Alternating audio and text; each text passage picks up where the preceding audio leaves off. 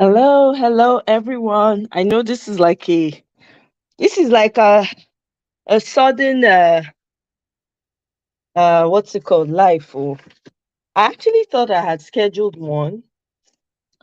I because I was thinking about it. I was like, oh, I have to schedule one, but I got busy, so I forgot. By the time I said, let me check, and I noticed I hadn't scheduled it, so I just said, you know what, let me just get on it right away. Hopefully, I'm not going to stay too long today. Hopefully, knock on wood. How's everybody doing? I hope you guys are doing good. Happy Tuesday. Today is Tuesday, Ke. Let me just make sure. Oh, today is Wednesday. Oh my God. I keep mixing up the dates. Ay, ay, ay. Hey, hey. The dates they run into each other. So Mona no verse, Mona pardon moi. I'm always like mixing up the dates. When it's Sunday, sometimes I'll think it's Tuesday or Monday. Or more, easy. Easy. Oh, easy. How's everybody doing? Welcome to my live show. Thank you to all my new subscribers. Oh my God, I really appreciate it and not be small.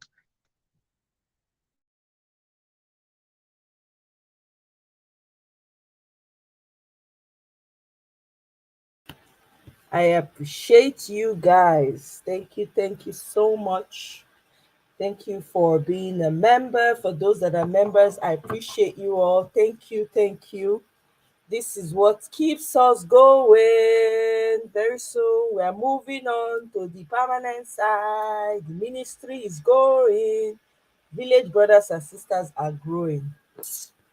You guys are too much. Thank you for the support. Thank you for the love. I don't take it for granted. Thank you for sharing the videos. Those of you who are sharing, thank you for liking the likes. I appreciate it. Thank you for all the super chats. I cannot do this without you guys. One person know if you do am, you know. This is and everybody fight with this, not be one person fight.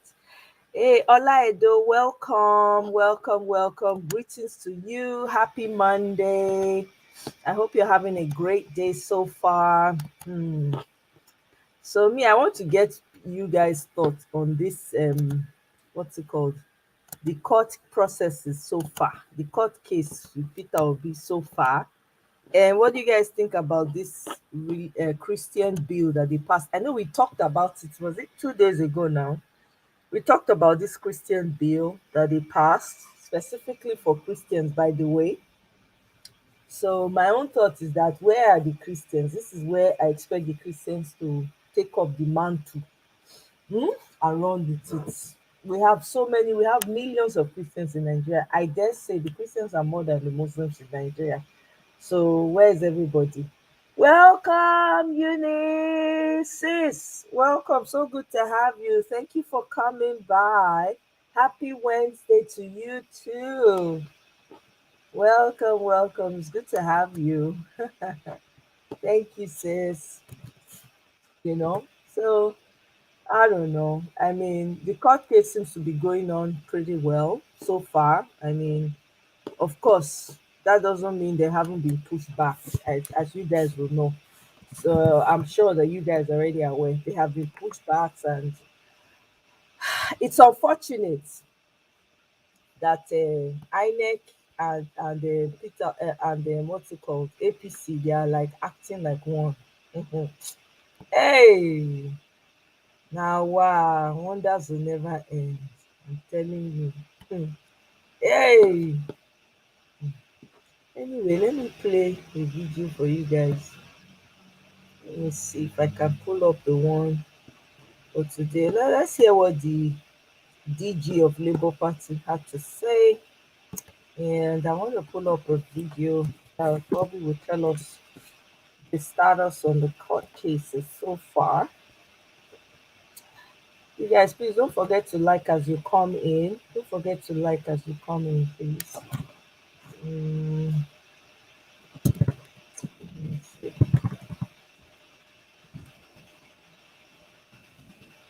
Mm, okay.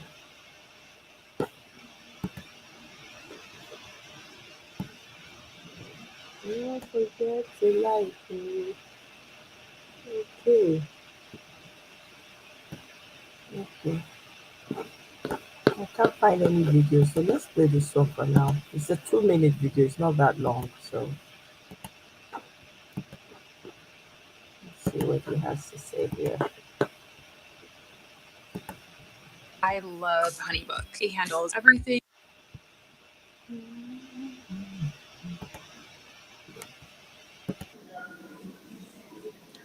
The immediate one. Why it has been productive, the counsellors are presenting their case as it is due, and the judges are also taking notes as expected. And of course, we have the judges that are thanking us, and they should also be thanked for bearing with one another for the endurance, to specifically quote the judge, with which we have won the case and that they have conducted it. Yeah.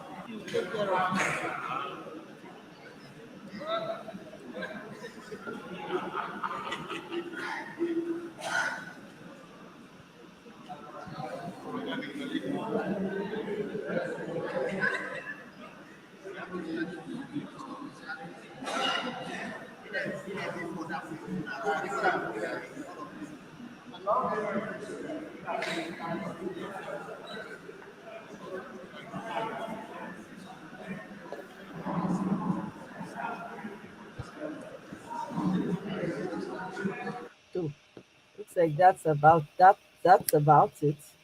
I was trying to find a video that would speak to today's, but I think there's no video. Um, did you guys hear one of I think that is it the police commissioner in Lagos that has now been made the head of EFCC?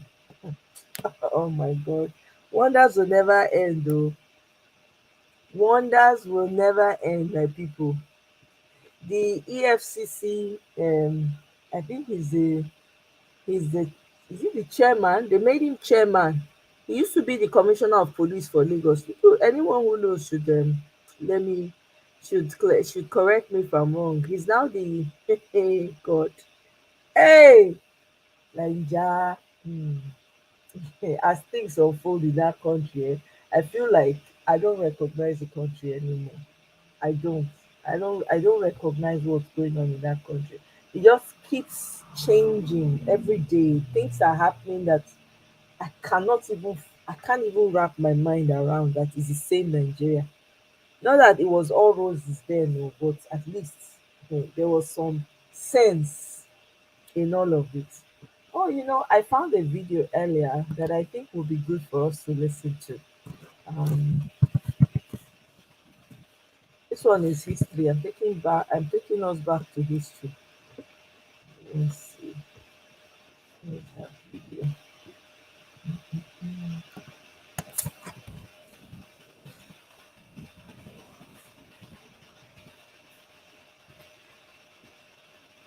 But sometimes if you don't know your history, sometimes you get as e be.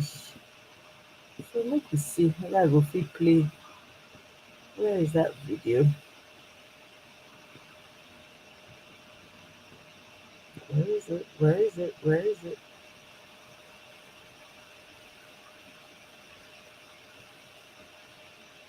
Mm-hmm.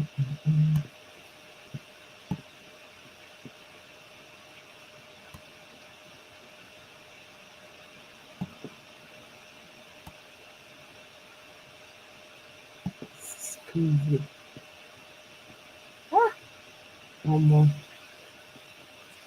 It's very important to know history. Oh. I'm telling you, people, some of the things that have come upon, wow, me sef I weak now. I weak. I say, really? Hmm, really? Let me play this. Okay, there we go. That's it right here. Okay. Welcome everybody. Benny, welcome.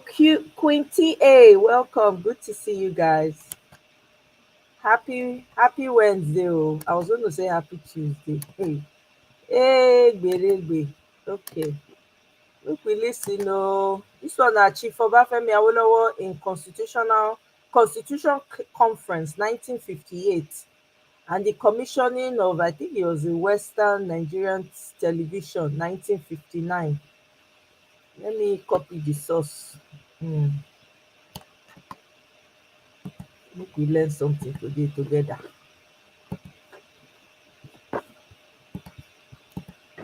History had been made in and by the Western region.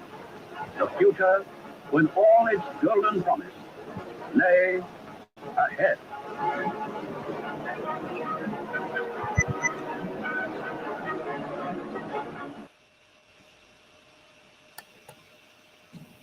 Chief Awolowo played a very important role in the various political processes which brought Nigeria to independence.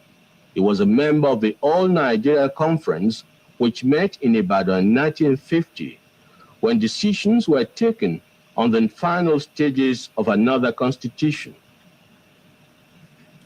Chief Awolowo attended the constitutional conferences for the review of Nigeria's constitution in 1953, 1954, 1957, and 1958. The welfare of millions of people for generations to come may be affected by the wisdom which we here display. If Nigerian leaders and our British partners are to prove themselves worthy of their trust, now is the time for us solemnly and truly to dedicate ourselves to seeking the greatest good of the greatest number of our people in Nigeria. To this end, that myself and I pledge ourselves. The first main task of the conference is to resolve those problems which defied solutions in 1957 and to evolve for Nigeria a constitution of which both the British and the Nigerian peoples can be proud. The second is to get Her Majesty's government to agree to April 2nd, 1960 as the target date for Nigeria's independence. Independence for Nigeria in 1960 is imperative. But independence for Nigeria as a corporate entity is not enough. The peoples of Nigeria must at the same time be guaranteed their freedom. We must ensure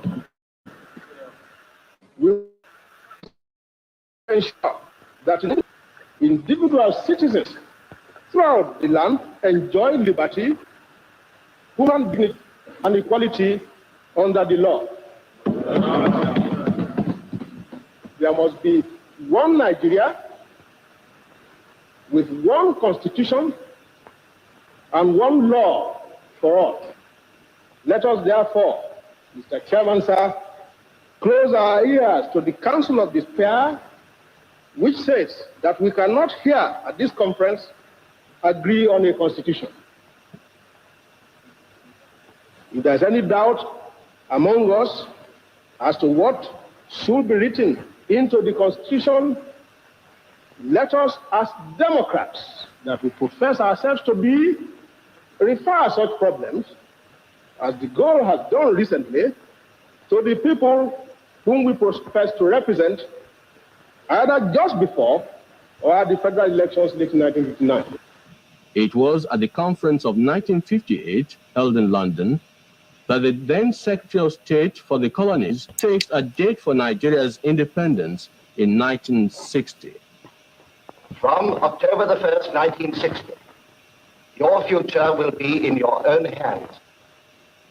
From the bottom of my heart, I congratulate our entire people of Nigeria and the people of Britain for this happy culmination of a political adventure which began in Nigeria less than 100 years ago. In the years that lie ahead, those of us who have the good fortune to lead our people will need statesmanship of a high order and God's guidance in managing the affairs of our country for the benefit of every Nigerian citizen.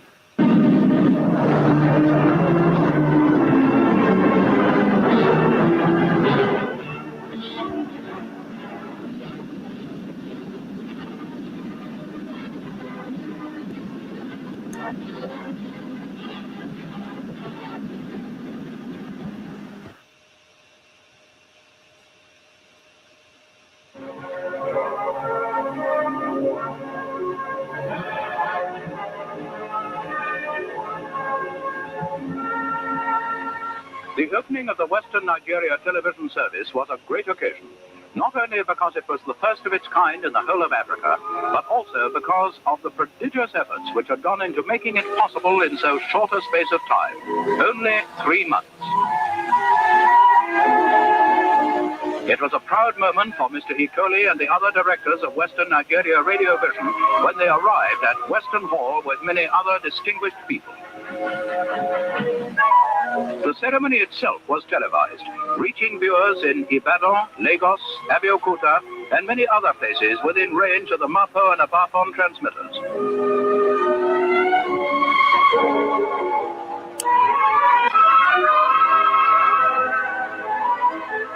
Among the guests on this occasion was His Excellency the Governor of Western Nigeria, Sir John Rankin. Television will bring many benefits to the region. Entertainment will come to outlying areas, and there will be regular schools programs. Sir John was introduced to members of the Radio Vision service, and without doubt, he congratulated them on achieving so much so soon. For Chief Anthony Anaharo, who was accompanied by his wife, it was a particularly important occasion, for he includes in his portfolio responsibility for the information service. His Excellency, the Governor-General, and Lady Robertson also attended this ceremony, which was so full of significance, not only for Nigeria, but for Africa as a whole.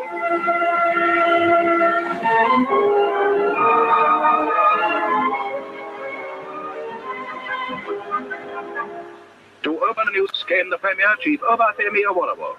His wife was with him. The region which he leads had pioneered public television.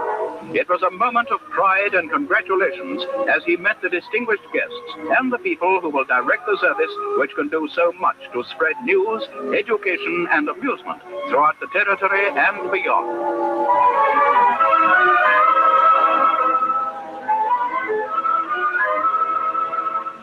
Chief Anaharo opened the proceedings. Your Excellencies, ladies and gentlemen, on behalf of the government of Western Nigeria, I welcome all of you to the official opening of the television service in this region. Today is a great day in the history of this region, and I think also in the history of the development of television and broadcasting services on this continent. And I'd like to thank you all very much for coming here this evening to join us in this official opening. I call on His Excellency the Governor-General, Sir James Robertson, to say the opening remarks.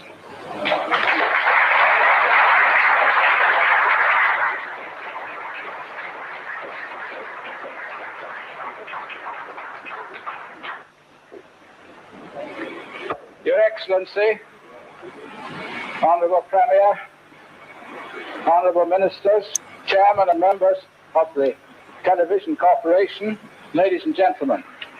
It is a great pleasure to me to be present here this evening at the inaugural ceremony of the Western Region's television service. And I very much appreciate the invitation which the Chairman and Board of Directors of the Western Region of Nigeria's Radio Vision Service have sent me.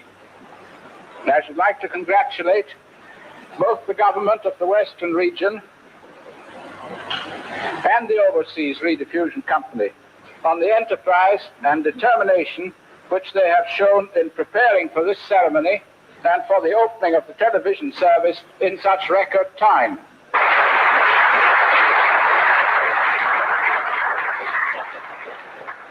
Chief Awolowo spoke next.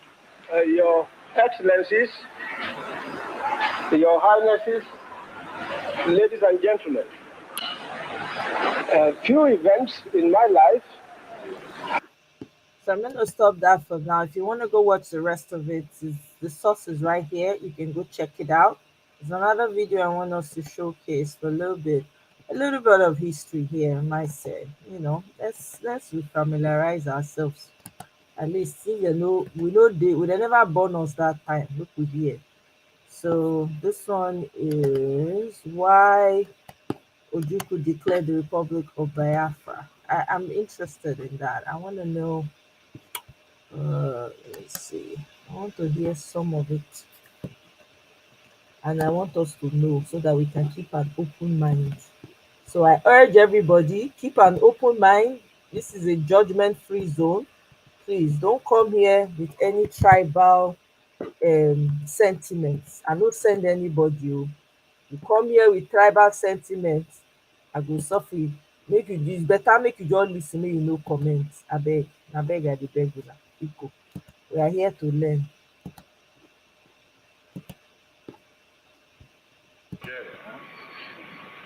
Has taken over the administration of the country. Functions of the federal military government will be exercised by the Supreme Military Council, and details of which will be announced later. After the first military coup that installed Major General Johnson Thomas Aguiyi-Ironsi as Nigeria's first military head of state on January 16, 1966, the Northern soldiers had started planning by May 1966 the revenge of their leaders who had been murdered in January. The Northerners were the major casualties of that coup that was carried out by soldiers mainly from the East. To them, it was an Eastern-favored coup, as Aguiyi-Ironsi's regime was believed to be extremely partisan. This highlighted the feeling of insecurity of other groups. It created more problems than it solved old ones, which led to severe criticism of the supreme leader. The general himself may not have been necessarily nepotistic. Rather, he failed to see the sectional and clannish implications of events, policies, and appointments that were made during his tenure of office.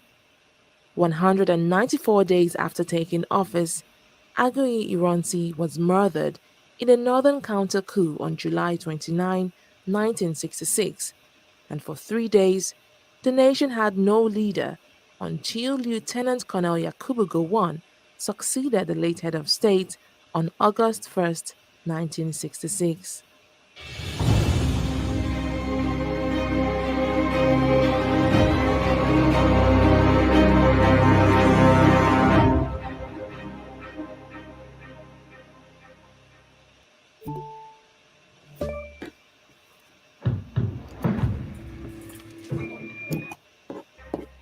The immediate significance of the July coup was that it forced a return of an ethnic balance within the army, as neither the major ethnic groups, Hausa or Yoruba, was placed in power, but a minor ethnic group from the northern region in present-day Plateau State.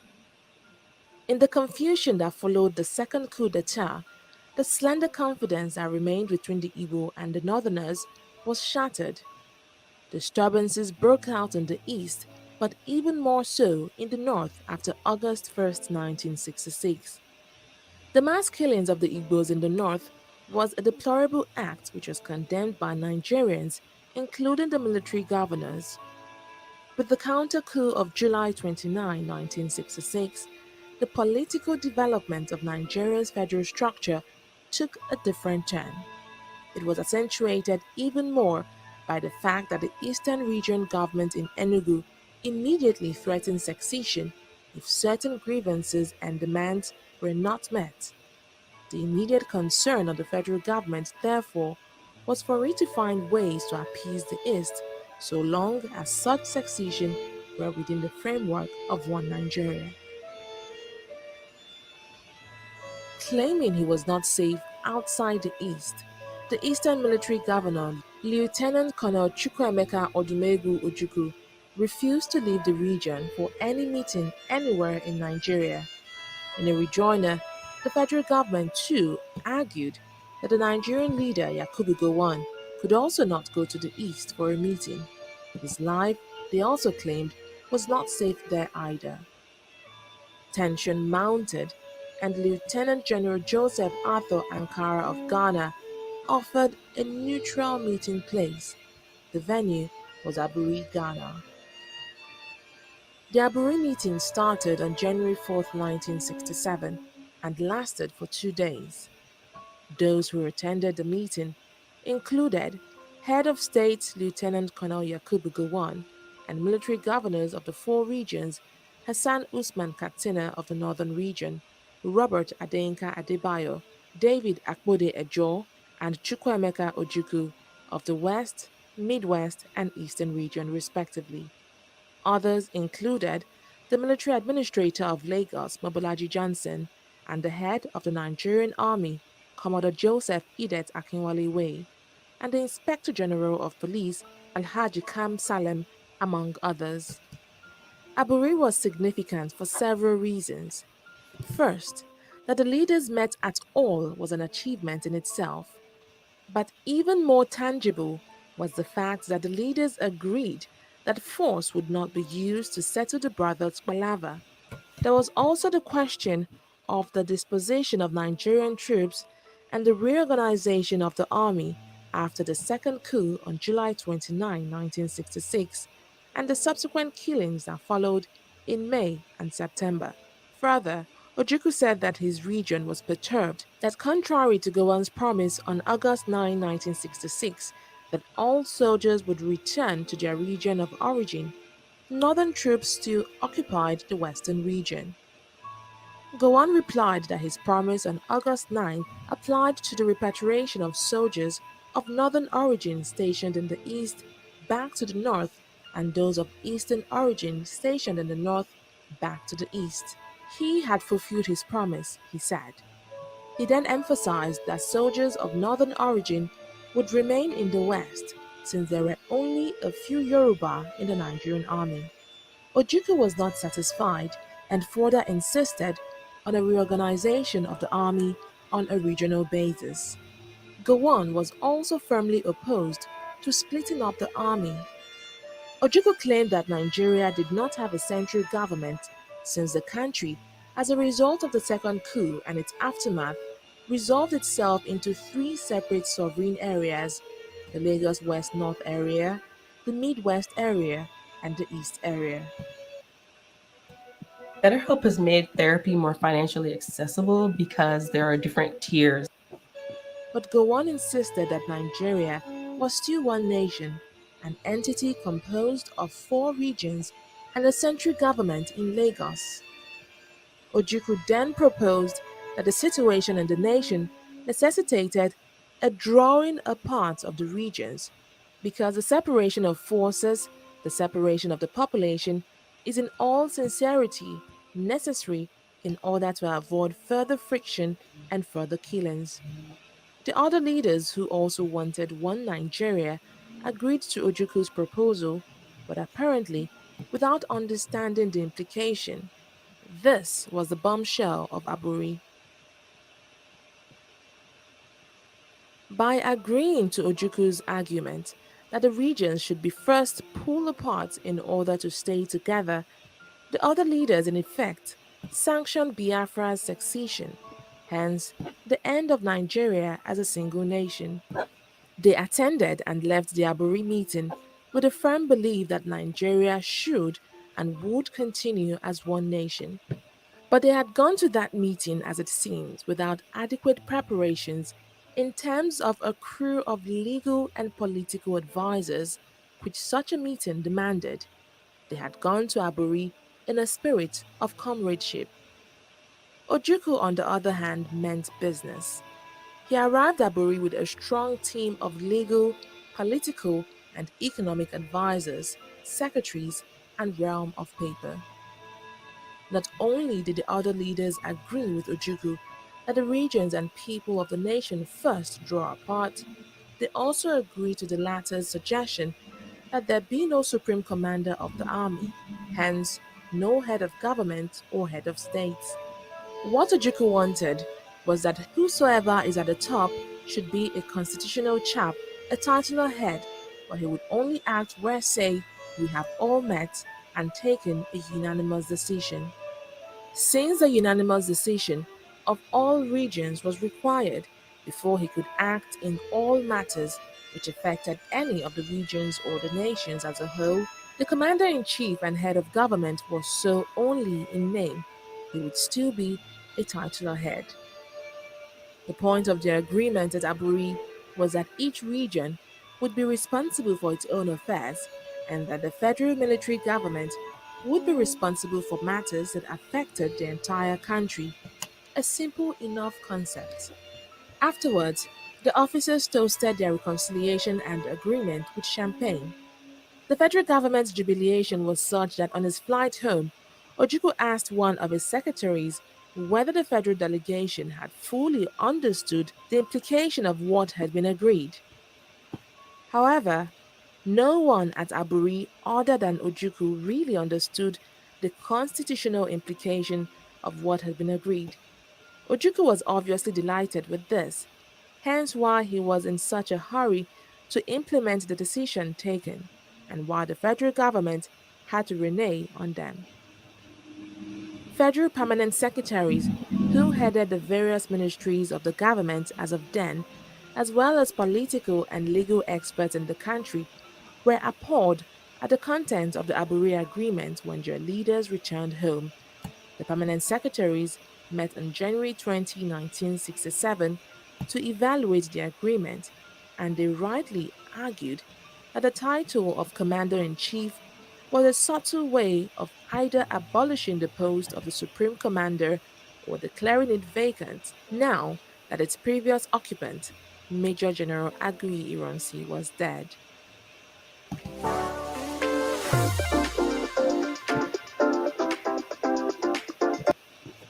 They further reported that the proposal that all appointments to top posts in the military, civil service, and the diplomatic corps would be unanimously approved by the Supreme Military Council would tend to paralyze the functions of the Federal Public Service Commission.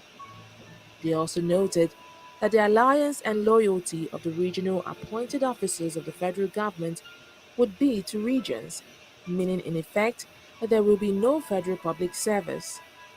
The summary of their report was that the Aburi Agreement summed up to a confederation. The leaders themselves were shocked. The shocking revelation of the meeting of the Aburi Agreement overshadowed some of the important decisions the leaders agreed to at Aburi in their search for peace and for a new basis of a stable federal union, or at least a national unity.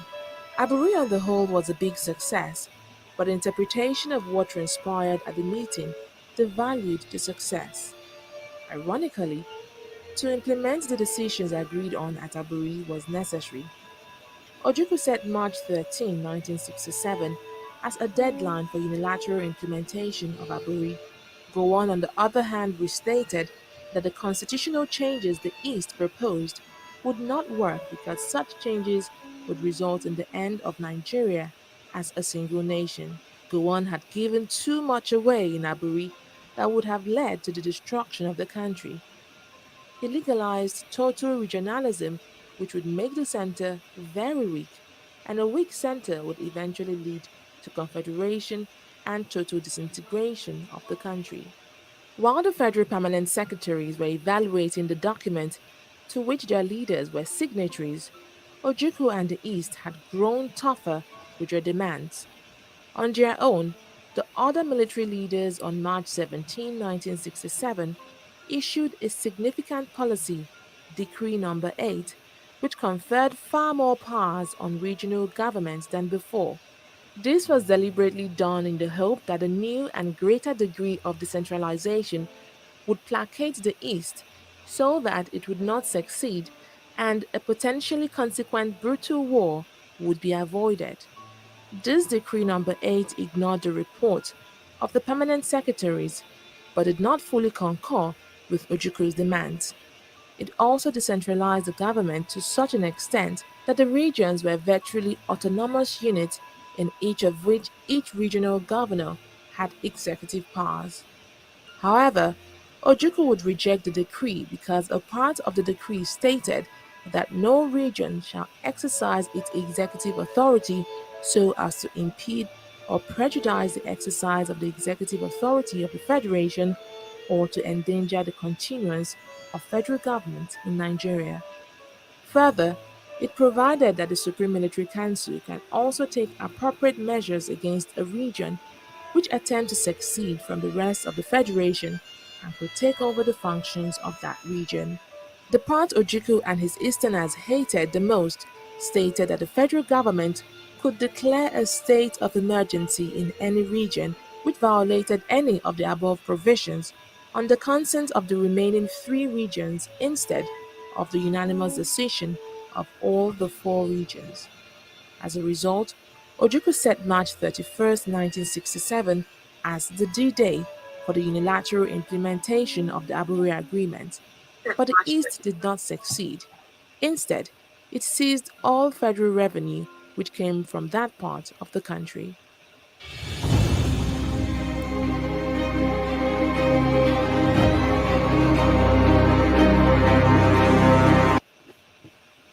So that's a bit of history right there. If you guys want to check out that for more details on the history, please do yourself a favor and reacquaint yourself with yourself. You understand? Because history is very relevant now because there needs to be an understanding as to why certain things are done the way they are, you know, as to why certain decisions were made and all of that. That's the reason why I'm playing this, you know. So let me play it for a little bit and then we'll switch to getting the status of what happened in court today, okay?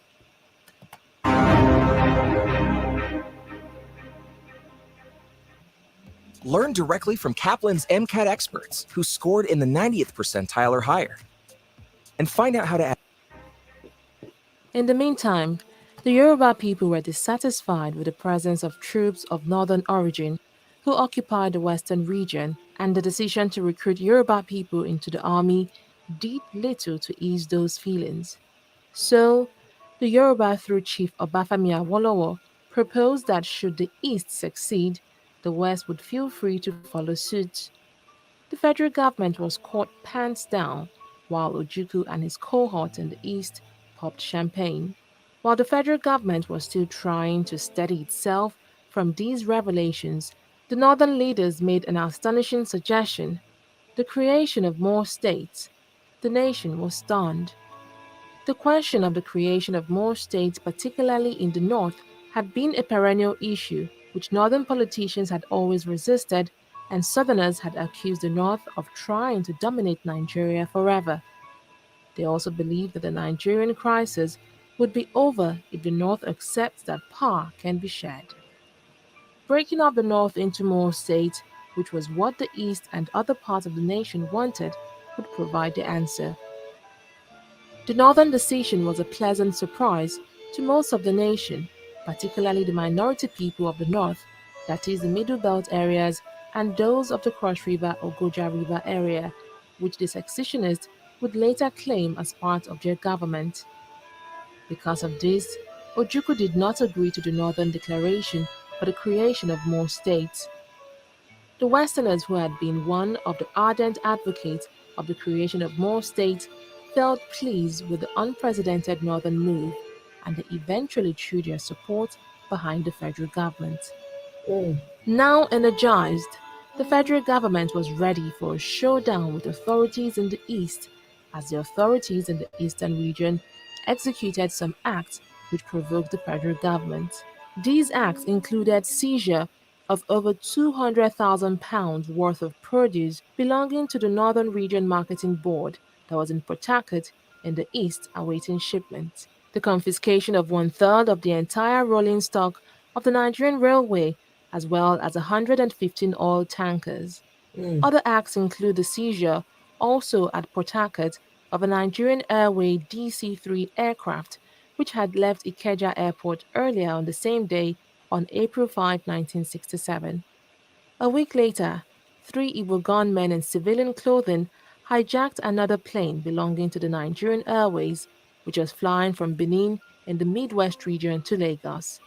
The federal government immediately halted all further flights to the eastern region. Terrorist activities in Lagos and other parts of the country heightened tension. Before long, the economic sanctions against the Did you guys hear that? Terrorist acts in Lagos? Are you kidding me? At that time? So you don't tell when this thing start to. Wow.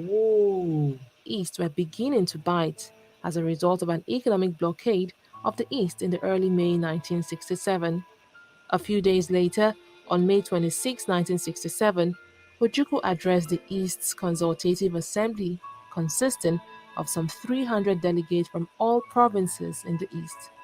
He declared, and I quote, "There is no power in this country or in all Black Africa that would be able to subdue us by force."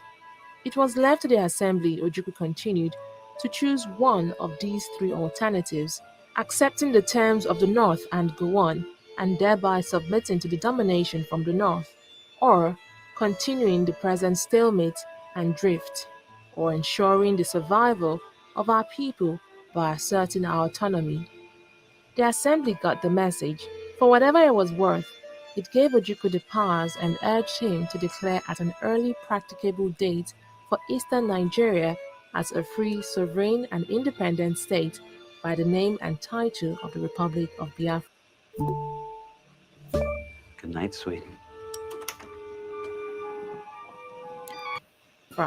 The authorities in Lagos had anticipated the move and had prepared for it. On May 27, 1967, Gowon declared a state of emergency for the entire nation and announced that he had assumed full powers for the short period necessary to carry out the measures which are now urgently required. Decree number 8, which was promulgated deliberately to appease the East, was nullified. Gowon also announced that Nigeria was divided into more states, 12 in all. Nigerians were jubilant as the minorities felt secure and out of domination by the majority peoples within the former regions. The northern region was broken into 6 states: Northwestern, North Central, Northeastern, Benue Plateau, Kano, and Kwara, thereby cracking its monolithic posture.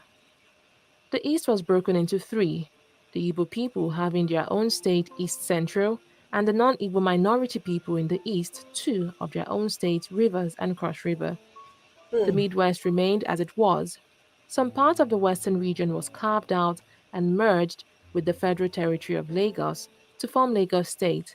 What remained of the Western region became the Western States.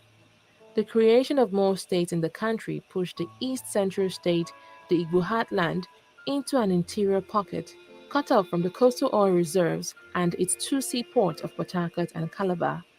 Thus, the lack of seaport for the East Central State was not unique.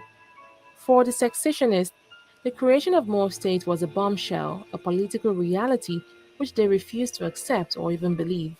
They began to speed up the withdrawal of the eastern region, which would include, according to them, the 2 new states of Rivers and Cross River.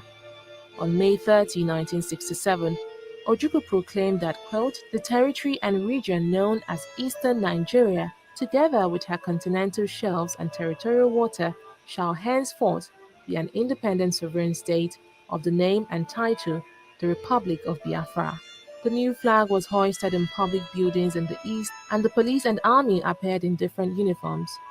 A national anthem which sounded like Sibelu's Finlandia, and which Dr. Nnamdi Azikiwe later claimed was plagiarized from his poem Ode to Onitsha, was broadcast. While nothing particularly dramatic happened for the next 30 days, the atmosphere was tense. Though the federal government had her own share of the blames, especially its tardiness after Aburi, she did everything possible to prevent the Nigerian balloon from bursting and to appease the East to the extent that many Nigerians were doubting whether the federal government was a sick dog that could neither bark nor bite.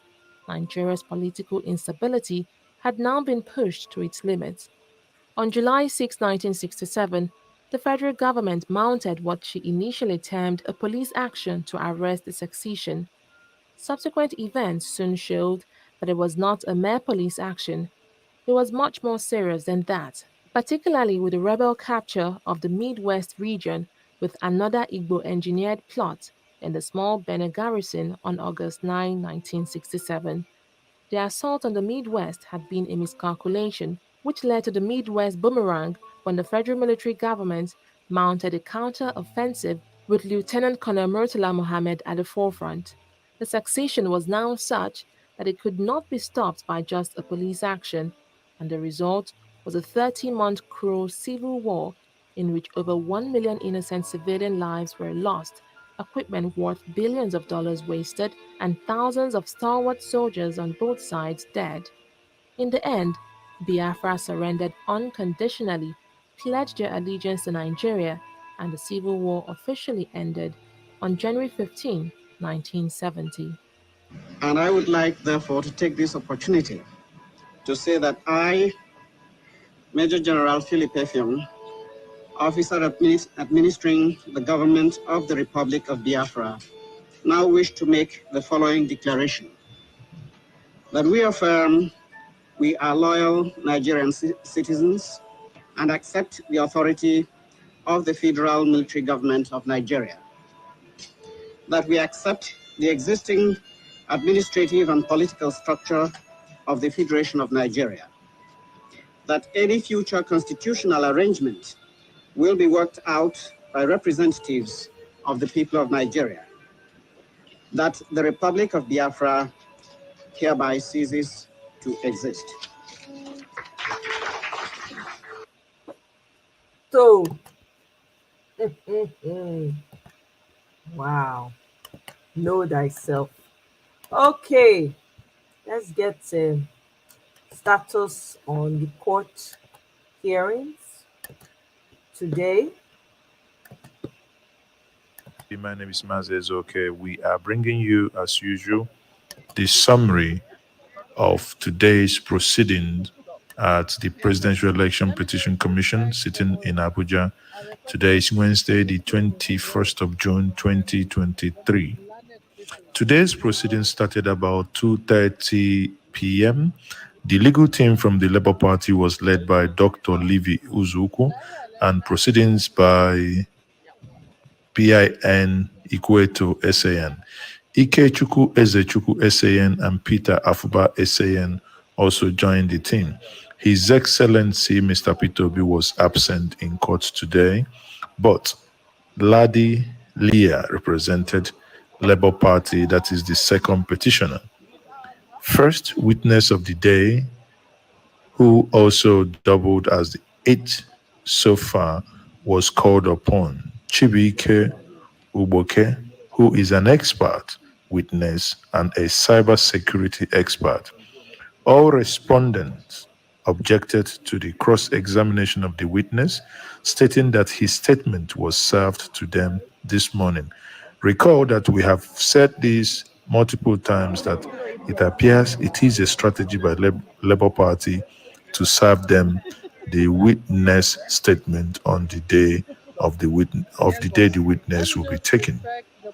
Court agreed to carry on with the examination in chief, but cross-examination will be done tomorrow, being Thursday the 22nd. Now, even when the respondents have objected, the court always overruled. The witness was subpoenaed and the subpoena was tendered, no objection, and was admitted by the court. His witness statement on oath was taken. A copy of the document described as metadata and another document titled Alleged Plot to Abandon Online Transmission of polling unit results signed by Festus Okoye were presented. Objected to that by respondent as usual, and letter was admitted by the court. Another witness was called, that is the 9th witness so far, by name Onoja Loco Sunday. Onoja Loco Sunday is a staff of Women Child Rescue Initiative, a non-governmental organization. After he was called upon, his subpoena was tendered. No objection was raised by the respondent, that is, INEC, APC, Bola Tinubu, and Shetima. The documents were admitted by the court. His witness statement and ID card were tendered. The respondents objected to this. However, as usual, as we have noted, and that as it has become a tradition, the court, that is, the Presidential Election Petition Court, nonetheless admitted these documents even when the respondents objected to this. Mr. Onoja Loco Sunday, who is a staff of Women Child Rescue Initiative, a non-profit organization, was cross-examined by the respondents, and the highlights of what transpired is as follows. Mr. Onoja Loco Sunday said he was an election observer. Voting and counting went well, he narrated. Form EC 8A was duly signed and Labour Party won, but results were not uploaded from the polling units, but was taken to Coalition Center. The third witness for the day, now the 10th witness so far, Kefas Iya, a civil servant, was called upon. He was cross-examined by the respondent, and the highlights are: he was an INEC ad hoc staff and non-partisan. He and a certain Suleiman Mustafa supervised 24 units in Melagali ward in Adamawa State. Results were not transmitted from the polling unit, they narrated. The following documents were tendered by them. The list certified by INEC containing the total number of registered voters and PVCs collected. Certified true copies of Certificate of Compliance in Edo State. Certified true copies of supplementary IREF document for Benue State. Certified true copies of IREF report for 3 local government areas in Benue State. Certified true copies of supplementary IREF document for 2 local governments in Cross River State. Certified true copies of IREF report for 12 local governments in Lagos State. Certified true copies of IREF report for 1 local government in Gombe State. All these submissions were rejected by the respondents. Again, the respondents are INEC, APC, Bola Ahmed Tinubu, and Shetima. But, as usual, and as expected, the court admitted all these documents. The proceedings for today ended about 5:45 p.m. and the case is now adjourned to tomorrow, Thursday, 22nd June 2023. We are to reconvene again here at the Presidential Election Petition Commission by 2 p.m. tomorrow. It is getting interesting. The summary is done by Bells TV. The photo, Lion Share Media. So my people, that was the summary of that has been the summary of today's hearing. So they're meeting tomorrow again. I think Friday is the last day for hearing all of LP's petitions. So by Friday, hopefully we're going to know what the judgment is. The days are getting closer and closer. Man, the things that are happening in Nigeria, I don't know. It's mind-boggling what's going on in that country, and at the same time it is sad because this present administration has just surrounded itself with a bunch of criminals. That's what they're surrounded by. There is nothing to rejoice in, nothing whatsoever. I don't know about anyone else. With me, I don't feel like there's any government in Nigeria, to be honest. I feel like there's nothing happening because things are getting worse. They're not even getting any better. Matter of fact, they're making life even more difficult for the people. Electricity bill has been increased. Meanwhile, while they're doing that, they have increased the salaries. I'm sure you guys have seen it, of the judiciary, of the what's it called? TUC. What does TUC represent again? I don't know. And I think and also NLC. So what is going on is that they are, for those who money is their god, they are buying the people that they can buy. And then I'm sure you guys are already aware, they've extended the retirement age of justices in the Supreme Court. For me personally, there's nothing that's going to come out of all of this. This is just my own take. I don't know about anybody else. I don't see anything coming out of this. I don't. But again, Peter Obi is the one I'm looking at. He's the one I'm putting my attention on. Whatever direction he's going, that's where I'm going. If he's not giving up, who am I? I cannot even begin to say, oh, well, I'm right behind him. Because maybe the man knows what I don't know. But I'm right behind him. I've never seen a man with such faith, such calm, and such wisdom at that level. Because as you can see, a lot of them have been surrounded. This man has surrounded himself with criminals in the same cult as he is. What good can come out of this type of administration? The price of petrol has gone up. A liter of petrol is now what, 500? That's for certain places. Oh, in the south where the oil is. I don't know why I keep saying south. It's not even south. It's south.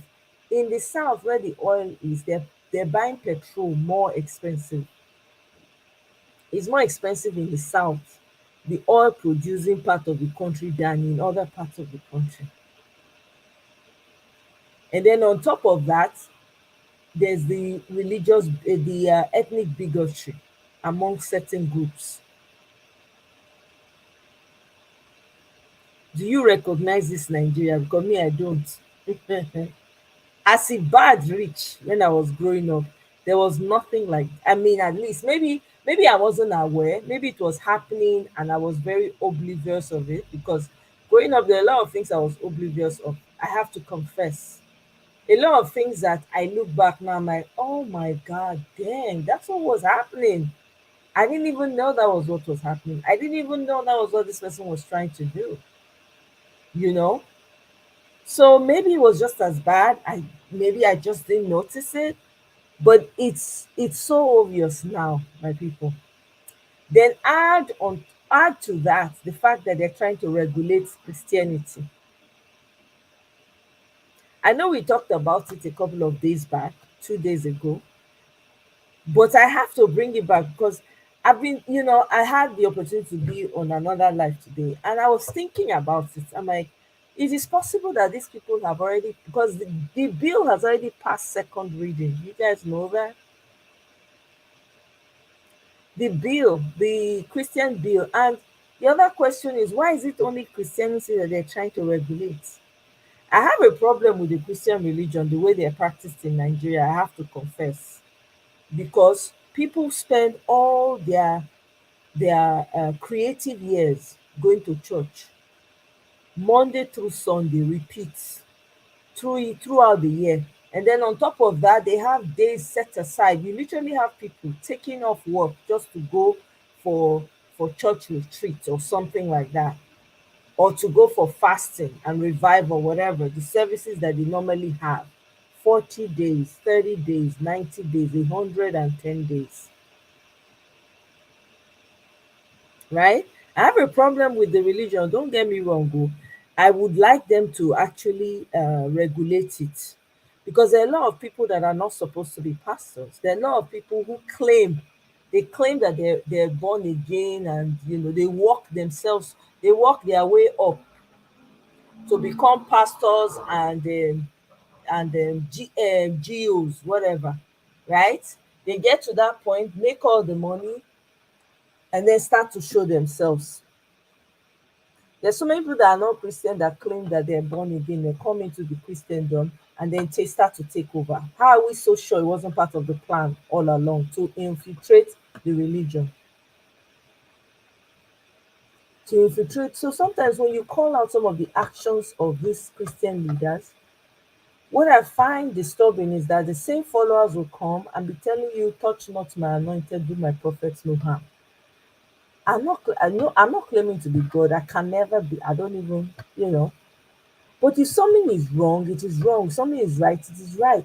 Any type of religion or group that makes you lose your common sense, you don't use your common sense, you're not able to criticize, you're not able to analyze, don't you think it's a problem? Don't you think it's a problem where you're not able to question certain things, certain actions? They've been deleting Christians in the north for God knows how long. Matter of fact, as early as yesterday, some people are no longer here with us. But do you hear any of the Christian leaders talking about them? This thing has been a long time coming. They don't talk about it. They don't even address it. Those people are in pain consistently. Nobody who is reaching out to the Christians in the north that are being deleted on a daily basis. And mind you, I'm sure most of them voted for LP. What makes you think that they're not taking them out for the fact that they voted LP? And I'm sure some of you heard there was a particular market that was touched to the ground because they voted LP. LP won the most in that market. So they actually touched it to the ground because that happened. Meanwhile, you can't talk about their religion. You can't even mention anything. Look at what happened to Deborah. What happened to Deborah? Is anybody still talking about Deborah today? No. That happened broad daylight. Nobody could save that young, beautiful girl, a Christian for that matter, over a WhatsApp post. If they're to regulate religion, shouldn't they regulate everything? Because all the religions are problematic to Nigerians, to Africa, they say, as a whole. But here we are today talking about Christianity being regulated, and your church leaders are quiet. Matter of fact, some of them have said, accept this mess, this lie, this sham as the will of God. Nobody's saying anything. I don't see any outrage anywhere. There's none. I don't see any church leader coming up. Why? Because they've been compromised, my people. They've taken money from some of these Islamic clerics or Muslim people. They have. They will say it's the work of God, that God will bless you from anywhere. you can use your enemy to bless you. So you collect your enemy's money, you don't know where it has been before it got to your hand. Now you're compromised, you can't say anything. You know, somebody said somewhere, somebody mentioned, I think it was the live I was on earlier, somebody said that most of these people, right, they dine with them, they have meetings with them, they have conversations with them. So some of them have been able to figure out how very shallow most of your Christian leaders are, how materialistic they are. They know what food they like, so they serve them. And you also have to remember, underneath the cassock or whatever it is that they wear to the altar, you don't know what they have under there. Do you know what they have under there? And a lot of people will say, oh, the God of so and so, the God, they pray through the God. Which God do you think that person is referring to? People don't ask questions. I would have expected that with this bill that has come out, the Christians will, all the followers, I'm not even talking about the leaders now because the leaders have clearly failed woefully. I expect all the leaders, your former vice president was a pastor, for crying out loud. And this bill that has passed it passed first reading while your VP was still VP. While he was VPing, it passed first reading. It only passed second reading May of this year. Did anybody know about that?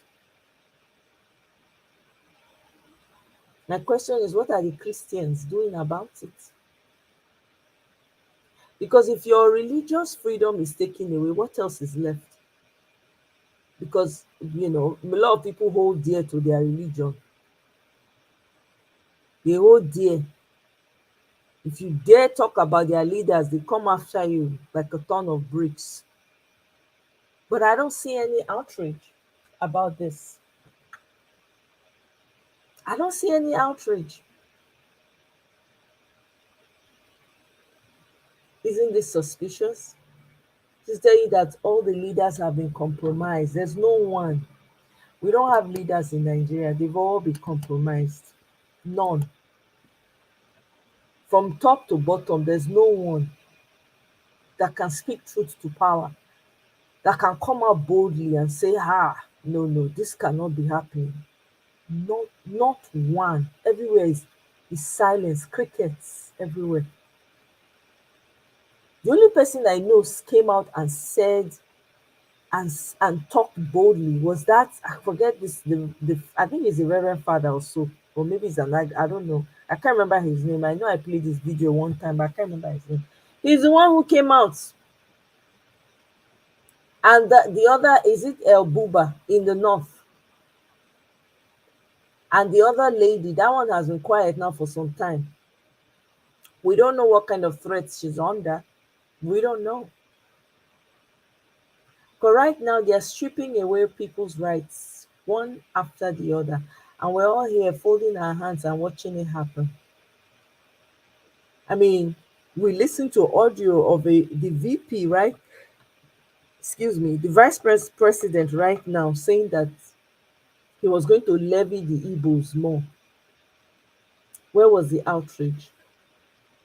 See, when you're silent, when evil is happening to other people and you don't talk, when it comes, it will touch people's front door. Should I say that's what is going on in Nigeria right now? It will come knocking on people's front door. When that man made those comments on audio, what happened? What happened? Why was there no outrage? The man is now your vice president, and you think he's not going to do what he wants to do. Now they are coming for your religion. My Christian brothers and sisters, they are coming to regulate your religion. Perhaps that's what the Christianity needs, because your leaders are not leaders anyway. They watch while you suffer in silence. Most of your church leaders have schools you guys cannot attend. You can't even pay the school fees for your children. You can't afford it. They're not born unaware to go put your children for there. You ready to pay millions Eh? Dem no go accept your pikin for dat school because you no fit afford am. Meanwhile, na your tithe money join wetin dem take build am. You don't have jobs, you spend all your time in church praying, doing free labor for your pastors in church. They don't look at you and say, this my son or my daughter does not have work. Let's find out how we want to, let's figure out a way to create job opportunities for them. They no dey think that one. They go tell you say, no worry, by the time you wake up, money go dey wait for you. That's what they tell you. So you sef go believe, you sef go sit down dey wait for money wey go drop from sky. Go sit down dey wait for money wey go drop for sky. All the people wey dem dey say, yes, it's our brother, yes, we voted for him, I hope you are enjoying what is going on, because this one is just practice. Because I can guarantee you, dem no get special line for you to get anything cheaper or for your life to be easier. If dem wan, all these bandits and terrorists dem, when dem wan come, na one time dem no go even knock, na stroll dem go stroll. Dem no go ask, did you vote for APC or did you? They are not going to ask that question. So for those of you that are rejoicing for the lie that you put there, rejoice now. It's your time. Be rejoicing, but get ready for the consequences, because now you use your hand to bring this one come. Nobody forced you. Now you by yourself say, yes, I want to continue to suffer. The people I feel sorry for are the ones that didn't want to have anything to do with this, did everything in their power to ensure that this did not happen. And of course, we can see there was a clear win. But a few people decided, no, we don't want this. Here we are in court till today. Till today. Thank God for Peter Obi. I'm telling you, if not for him, if it was somebody that was very hot-blooded, that was like, you know what, I don't care, I won, I'm gonna get it by fire by force. You know how many people therefore don't buy by now? Therefore they heap bodies right now because your leaders don't care. They don't care about their children. They don't love their children. So it makes me wonder why people they born. Why people they born, why they bother? Because society, when you they born the children too, the leaders don't care about them. No job, no food, you can't even take care of your children. You are your own government. Now you go provide your own electricity, now you go provide your own water, now you go provide for your own work. Even if you work, the peanuts when they give you no reach you to take care of your children. You can't go to the farm. You are not like a prisoner with wall, you're walled in. You can't go to the farm. You go farm, there are no chances that you go, you come back. You're your own government. Everybody get generator. Everybody get borehole. Everybody. Your leaders don't care. They only think about themselves. Me and my family. As far as we're okay. If kasala burst today now, guess what? All your leaders go carry karanga. They go enter their private jet. They go bounce. That's what they will do. Private jets now here don't increase for Nigeria. Private jets. People when they get private jets now, the number of them don't increase. They get hanger when they hang their private jet. I be not be hanger they call them. They get where they hang them. When it reach time for them to come out, they go just up to carry out their small portmanteau. Oh yeah, they don't go one time. But you dey there, you dey hail them. The ones when they vote for these people, they hail them. Yes, our brother dey there. Okay, I hope you are enjoying the change he's bringing and he has brought. By the way, while we're talking about that, Bill Gates dey Nigeria. Una know why e dey Nigeria? Una know why? Eh? Hell, hey, Una know why the man dey Nigeria?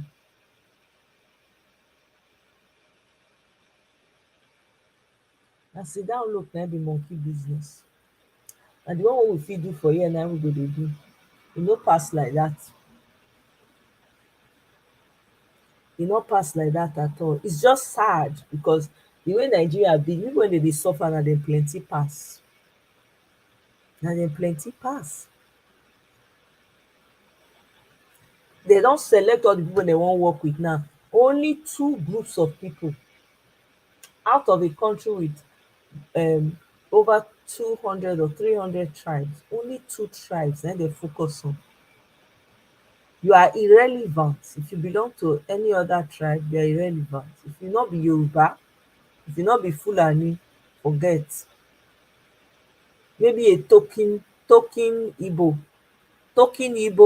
and token south person. Well, they say south, but it's all south. From Rivers or Ijaw, all those people they don't fit bribe. The rest can go and jump and go and sit on the fence.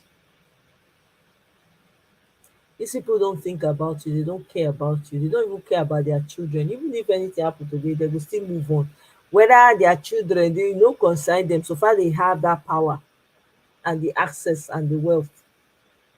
But I'm happy because Peter Obi is standing strong and he's the only one that me I'm focusing on. Like I said, I keep my focus on him.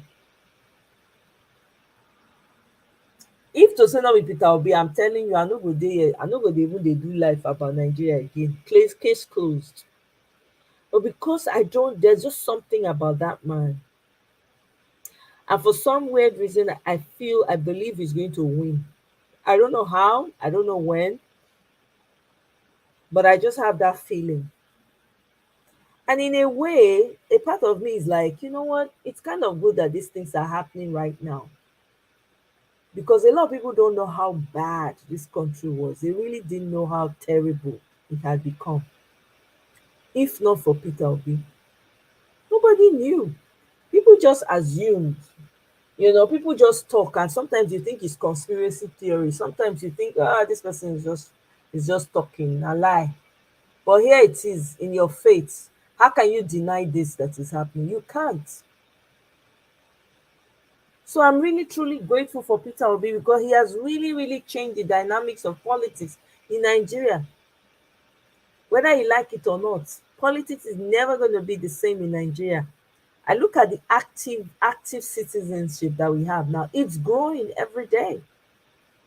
It's amazing to me. It's a beautiful sight to behold. I mean, Nigerians talking seriously about politics, reading and doing their own research. My goodness. It's a beautiful thing to see. That's very encouraging that the citizenship itself, the citizens, are beginning to understand their role in the politics. Because when you sleep, you lose your democracy. That's what happens. If you sleep, if you snooze, you lose, as they say. So Nigeria is not something we can give up fighting for because that's the only country we have. That's the only country we have. May God not let anything happen to Peter Obi. God forbid. If it happen, man not even use my mouth talker because if they try anything, that means say they just want to expedite the process. Everybody will just say, okay now, everybody will buy for that matter. Because that's the only thread that's holding that country right now. That is the only thread. A country where the elders have now become something else. Elders that will eat their seed, eat the harvest, and don't even want to create any opportunities for their seed. I've never seen. Now, old people, now they want food everywhere. Meanwhile, the young ones will be beg with plate for road. Young, active members of society, relegate them. They decimate religion. They want bring student loan. I think I saw somewhere. I think ASU was saying that people should not take that loan that just came out. That loan bill, the loan bill that they brought, they're telling people not to take it because they trap. I'm glad Because if you take that loan, first of all, you're not even going to enjoy it. Is it not the way the system is in Nigeria? Go to the bank and say you want a loan. You have an idea and you want a loan. You don't have any what's it called? What's it called? That the collateral. Go to the bank and say, please borrow me 10,000. I don't have collateral. I just have an idea. Hear what they tell you. Small businesses that are growing up can't even get loans in Nigeria. They don't give loans. They only give loans to big people, name. And those people never give collateral, by the way. They never give collateral. It's just their name. If they default, they don't pay back. It's those fees that the bank charges that they used to collect make their money back. They will charge you fees and your eye will clean. If you withdraw 1,000 naira, they will charge you maybe 200. Maybe go down pass now. Right? It's all those small money that they use to get back their money for. Do you know how many of your so-called rich people in Nigeria don't pay loans? They collect loans from the bank and they don't pay back. And they go nowhere and they're in that country and nothing will happen to them. The decadence, no be here. But we thank God for Peter Obi. We don't call for everybody eye. I don't know, Vias, that's another interesting one. I don't know when they're going to discuss the 25%. I thought it was the citizens that filed the case on that 25% aspect of it. I think the judge did not show up on that one. I don't know what happened with that case, if the judge later showed up after the inauguration, but that's a question that needs to be answered. You're actually right about that. I don't know. I don't have the answers to that. Unless somebody in the comment section has it. I don't. You know? Yeah, Mr. Chike, that's right. You're welcome. Yeah, he was. He's a problem. He's one of the problems. And he's still all these people, they're still there alive. They're still there alive. Honestly. Yeah. And you know what bothers me about some of this? You know why we have a problem with leadership in Nigeria? You talk to these so-called former leaders and you ask them, they ask them, are you sorry? When you look back now, do you regret any? And they'll tell you, they'll say, they're very quick to say, I don't regret anything. I'm not sorry for anything. The arrogance. How do you live with that kind of mindset? There's no empathy, there's no love, nothing, zilch. Their hearts strong, kakaraka. So you want to tell me you're a perfect being? You did not make any mistakes. You did not make a decision that you ought not to have made. Now, on second thoughts, maybe you should have done it differently. You can't say that. Are you a superhuman? You're not subhuman. Clearly, your mistakes were right there in front of you and people called you out on it. You can't say, well, maybe, I could have done it differently and stuff like that. They never, ever. They tell you, I don't have any regrets. To your face, I don't have anything to. I remember when they were interviewing this man, that was Abacha's next man. What's his name? He came out to run for as a candidate under one of these small parties. I can't remember his name now. They asked him on one of the interviews that, are you sorry about the terror that you guys unleashed on Nigerians during the reign of Abacha and certain things that happened? The man said, no, I'm not apologizing for anything. Headache. I go just start to dey feel instant headache. I say, what kind of human beings are this? Nítorí Ọlọ́run. What kind of people are these that call themselves politicians and you want to rule people?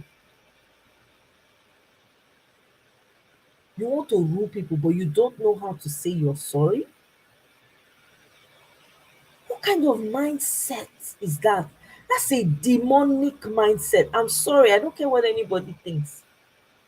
If you cannot apologize when it is needed, there's a problem. You're not human.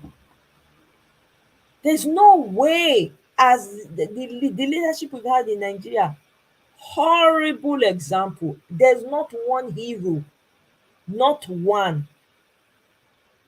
Horrible examples. That's what we have. And then they want to paint the heroes like, people that never make a mistake or never miss. They missed big time. Look at the mess we're in. If they had done well, do you think we'll be where we are today? We will not. You and I will not be having this conversation if they had done what they were supposed to do. If they had sat down to think critically about their children, how their future will look like, we will not be where we are today, honestly. Look at the mess in Nigeria. Look at the mess. It's like Nigeria is sitting on a time bomb that is about to explode. Every day, one new thing is happening. Every day, one new thing is happening. I'm not be saying a better new thing, no. Horrible things now you go dey hear. Your ear go wan fall comot for your ear when you wan fall comot for your body when you dey hear wetin dey happen for Nigeria. Your body go dey pain you. Nothing do you o, your body go dey pepper you because of wetin dey happen for Nigeria. The kind of trauma wey these people don create for that country, generations, e go take generations to heal from the trauma. Nigerians are walking around with so much trauma they no even know. You go hear dem dey talk, dey make conversation, walking, talking trauma, unaddressed. Some people go behave some, they go do something to you, dey wonder na the trauma. They just don't know and they don't want to deal with it. They all dey ram through life like that. But they say na strength. That's no strength. You are just piling it up for your children and those yet unborn to come and suffer because that trauma is sitting in your DNA. You just sit down, fold hand, dey wait for the next person when e go unleash on. Generations of abuse from your own people, your own leaders. From your own leaders, for people from your own people doing you this kind of thing. How can a society move forward like this? It cannot, not because unless they give Peter Obi that mandate, forget. They go just a Monday morning quarterbacking. The person they backslide into the past. That's what this administration is doing. And they are on the first class flight ticket to the past. That's what they are doing. They are quickly backsliding into the past. Oh my God. Hey, when they don't regulate religion finish, they can tell the pastors wetin they need to preach. Matter of fact, let me pull up that article so that two of us, me not be like say only me na dey talk am. Hey.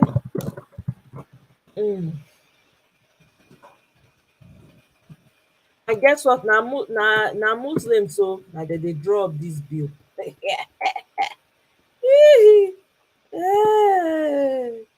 Oh my God, I can't laugh. Hey.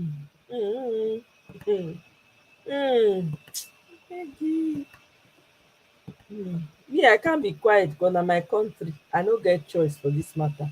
We must continue to talk. Okay, so now they see the heading.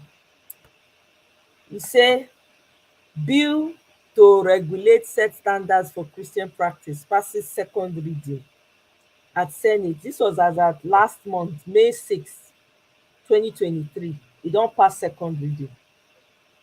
Okay, now a bill seeking to create a national center for Christian education to regulate and set standards for the practice of Christianity in Nigeria has passed the second reading at the Senate. The bill was sponsored by Senator Binos Yaro, representing Adamawa South Senatorial District. Now they hear? Okay. Yaro claimed that the center, when established, would aid in resolving the country's inappropriate practice of religion, which, according to him, had in the past led to issues. Now they follow. Okay, I go further. Weighing in on the discussion, Senator Stephanos Gyang of Plateau North Senatorial District, argued that improperly practiced religion has fostered radicalism. Bikonu, who are the radicals? I leave you all to answer that question.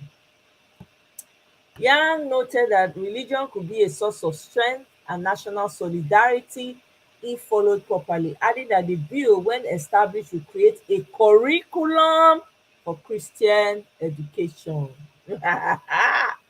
Senator Abba Moro, who also spoke, said the bill was apt given that some youngsters have been duped by radical religious figures. Moro maintained that the misinterpretation of the Quran and the Bible, okay, now they put the Quran there, maintain Moro, this is just a sentence, so they did not say, because that heading, let's go back to the heading. Bill to regulate, set standards for Christian practice. Did you see anywhere where it says religious, Christian and Muslim? I no see am. Na only that line na dey make reference now. Moro, Senator Abba Moro maintained that the misinterpretation of the Quran and the Bible was a contributing factor to some of the nation's problems. Presiding over the debate, Senate President Ahmad Lawan put the bill to a voice vote and it passed second reading, which was later referred to the Committee on Education for additional legislative input. Hey! So, we saw the video last time of where that man was talking about the bill passing, right? Maybe it will even serve us some good if we listen to that interview again, because this is worth discussing. This is going to affect the lives. It's going to affect the lives of people. This bill, no joke, it will. No gas anybody want to talk am. This bill is going to affect the freedom of people. Okay?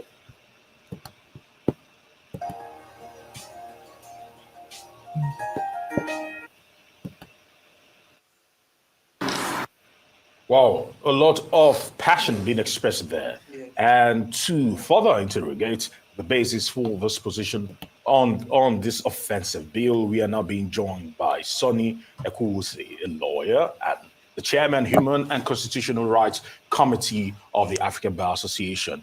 You saw him speaking in the particular report. Good to have you here this morning. Now, let's start it off. I'm looking at it closely because according to the 1999 Constitution as amended, Section 38 speaks to the freedom of thought, conscience, and religion. Yes, yes. And the question is, this particular bill, does it violate Section 38 of the course, it does 1999 violate Constitution? Section 38 of 1999 Constitution because it is something that, and don't forget that Nigeria is a secular state. Yes. Okay, the state has no right to interfere in the way religion is practiced. You know, there's a separation between the state and the church. You know, the state cannot interfere in the way churches are run because these are two different entities. You know, but now we have this bill that's trying to interfere, okay, in the way Christianity is run. It's even going and saying that there's going to be a council in Abuja, National Christian Council for Education, which is now going to prescribe syllabuses for schools at all levels, which means primary school, secondary school, seminaries, universities. So you're going to have Redeemer University, for instance, a council in Abuja is going to say, these are your syllabus. We're seeing this is quite dangerous. Dangerous because, you know, where we are coming from before now, there have been corruption of syllabuses in schools. No, they'll be teaching our kids LGBT, masturbation, and all that. I'm a lawyer. At one time, we went to court. Now, these people abroad, because they are putting pressure on African countries to destroy their human capital. So this is not just hearsay or conspiracy theory. I am inside because I go to United Nations, I know what is happening. Now, they are coming with this bill, and this bill obviously is being sponsored from abroad. So you have a council in Abuja where they will not prescribe a syllabus, and that syllabus will contain LGBT and all that. You contain masturbation, because they are targeting our young people who are in school so that to destroy them. You know that South Africa has gone. South Africa in this matter, when I say it's gone, it means that South Africa has legalized LGBT, transgender, and all that. And the United Nations is also involved, United States, and all that. Kamala Harris, Vice President of the United States, has going around 10 African countries. They must legalize the LGBT. Now they are tackling Uganda on the legalizing the LGBT. What we are saying is that we are different. Each country should grow with its own values. We are different. They should leave us alone. We have our culture, we have our own values. We can't interfere in the way they run their country. I mean, sorry, permit me to ask, what does a LGBTQ, what has it got to do with this bill to regulate practice? Because within I read, so I don't see anything that alluded to it. Is this man giving us the contents as to what's inside the bill itself, or he's just, I don't know. I don't know what to make of these comments. I really don't know. Let me take that one more time. It's dangerous because, you know, where we are coming from before now, there have been corruption of syllabuses in schools. No, they'll be teaching our kids LGBT, masturbation, and all that. I'm a lawyer. At one time, we went to court. Now, these people abroad, because they are putting pressure on African countries to destroy their human capital. So this is not just hearsay or conspiracy theory. I am inside because I go to United Nations, I know what is happening. Now, they are coming with this bill, and this bill obviously is being sponsored from abroad. So you have a council in Abuja where they will not prescribe a syllabus, and that syllabus will contain LGBT and all that. You contain masturbation, because they are targeting our young people who are in school so that to destroy them. You know that South Africa has gone. South Africa in this matter, when I say it's gone, it means that South Africa has legalized LGBT, transgender, and all that. And the United Nations is also involved, United States, and all that. Kamala Harris, Vice President of the United States, has going around 10 African countries. They must legalize the LGBT. Now they are tackling Uganda for the legalizing the LGBT. What we are saying is that we are different. Each country should grow with its own values. We are different. They should leave us alone. We have our culture, we have our own values. We can't interfere in the way they run their country. They should not interfere in the way we make our laws. You are talking about the 10th Assembly, and that they should be very careful. Yes, we stand. They should not only that they should not be rubber stamps, National Assembly, but also they should be wary of the kind of laws that they pass to make good laws for the people of this country. No, people are suffering in this country. Okay, right now, people can hardly eat and all that. So what we need is good governance. We don't need all these laws that have to do with LGBT and all that. What is all this for? People are hungry, people are tired, they need medical attention, okay? So if these people are abroad, if they want our own good, they should build hospitals, they should take care of our roads, electricity and all that, or they should, give scholarship for education. But they should not be putting pressure on us to legalize all these things. That's where I'm coming from, because I know. I've been in this for so many years, so I know what is happening. When you were in school, probably you had very good textbooks like Things Fall Apart, Macbeth. Now they have all changed them.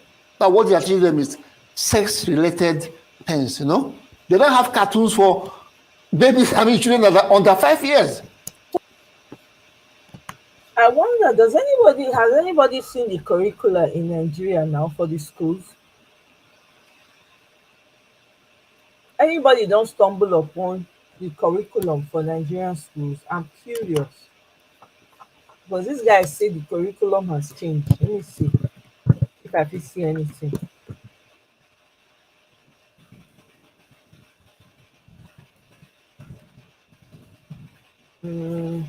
Let me see for secondary schools. Because the way this guy they talk, I don't know.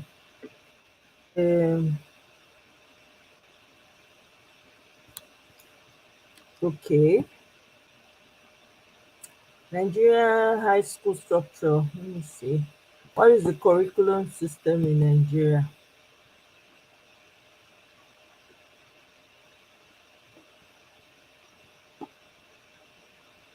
Okay, what subjects? Let me see. Uh-huh. Bingo. So the subjects taught in junior secondary school in Nigeria, right? English studies, literature in English, social studies, basics, because the textbooks, have they changed? I don't think they've changed though. I don't think the textbooks have changed. You know what I mean? Like, I don't know whether they don't change.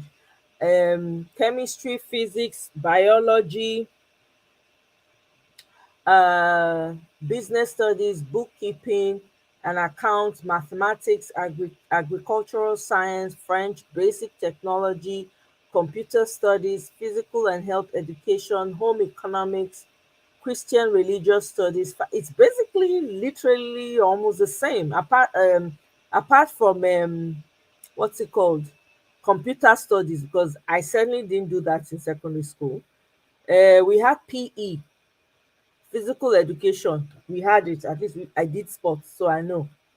Home economics, absolutely. Christian, it wasn't Christian religious, it was religious studies, because they taught us the Quran, the Bible at that time in school, I remember.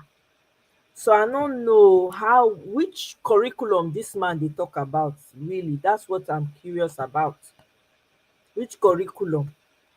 Is he talking about the private school curriculum, or is he talking about the public school curriculum never change? Because I know say back then, public school, private school get similar, they get the same, apart from maybe opportunities for, doing A levels and traveling to the obodo that some schools had. The syllabus never change. It's the same. Let me see, syllabus for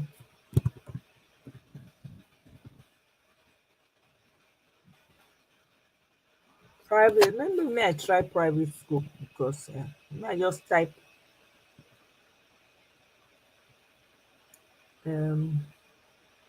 yeah, because the syllabus when this guy dey talk about for, let me see, private secondary schools, let me see, will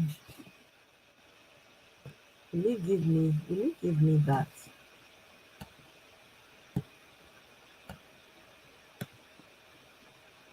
Because most of these private schools, they use British curriculum or American curriculum, which I don't understand why they do that, but that's what they do. They want to compete where they can't achieve. It no make sense, it no flow with the system in Nigeria, the kind of mindset and the way we ought to go is not. Do you understand? Maybe that's what he's talking about. Okay, maybe they will introduce it. Okay, Amaka, you're probably right. What is all this? Now, this council is coming, and they are saying they are going to establish a council in Abuja that's going to recommend syllabuses. You know, Christian denominations are different. I'm a Catholic. I mean, I'm not going to accept things that is not Catholic. You have Anglican church, you have Redeemed, you have different churches. So how will a council in Abuja now recommend syllabuses to the seminaries and churches and schools of this world? It's a violation of human rights. As a lawyer, I'm saying that this is not acceptable, and that bill should be dismissed because it lacks merit. They are going to meet in Abuja next week. The people who are sponsoring the bill, they are going ahead because they had a Zoom meeting. And we told them, look, this bill is not acceptable because it's violation of people's rights. Did you hear that? They are going ahead. I play down again. Maybe I say we miss them. The people who are sponsoring the bill, they are going ahead because they had a Zoom meeting. See, they are going ahead because they had a Zoom meeting. They are going ahead because they had a Zoom. Because when I remember, I don't pass second reading for House. You don't already pass second reading. So now the last one be this. Oh God. And we told them, look, this bill is not acceptable because it's violation of people's rights. Okay? because I have a right to worship the way I like. You cannot tell me now, okay, start worshiping this way. Don't clap your hand, don't shout. No, it's my right. I know if I do anything against the law, arrest me and all that. But don't tell me how to worship, because this is practice that central to every human being, the right to freedom of, like rightly said, of conscience, freedom of religion, freedom, even privacy. Okay, so this is very, very sad that because what it means that Nigeria is heading towards like China or the old Soviet Union, where religion or Christianity is undercover. I mean, you can practice it undercover because the state has encroached and you're not seen to be worshiping the way you should worship. So we are saying that this is in bad faith, and democracy is about right of fellow people. I heard you talking about the 10th Assembly, and this is something that presidential democracy that promotes the right of the people. You know, we all have this right, basic right, and nobody should try to violate it because it's our fundamental. It's called fundamental human right. One right to freedom of worship, freedom of conscience, and all that. And we are in a secular state. The state has no right to prescribe the way you and I should worship. All right, then. So I would like to come in, Mr. Sonny. You know, as a lawyer and a human rights activist, how would you characterize the potential impact of such a bill on the freedom of religion and the rights of Christian believers in Nigeria? And what specific provisions in the bill do you find particularly concerning or problematic from a legal and human rights perspective? Section 7 of the bill describes the functions of this council, and what it says that one of them is to regulate, to collect, to certify of religious instructors, which means pastors, priests, Catholic priests will be certified. You need to have a license in order to practice your religion, which means if you are holding a Christian crusade, say in Lagos, and you don't have a license from this council, they will shut it down. We are saying this is not proper. Okay, that section 7 talks about the functions of this council, you know, saying that they have to collect, certify, train your pastors and your priests. Come on, this is not acceptable because, I mean, you have your faith, you worship, you have your pastors, you train your pastors or your priests the way you want. The council in Abuja should not. That's why we are saying that this bill is being sponsored from abroad.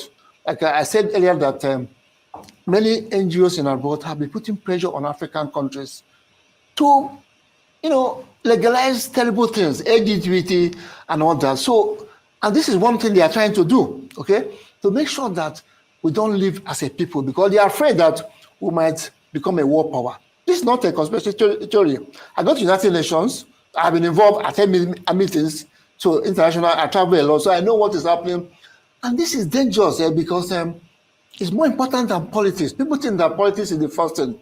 The first thing is culture, and at the heart of culture are values, okay? You can't even grow a democracy without values.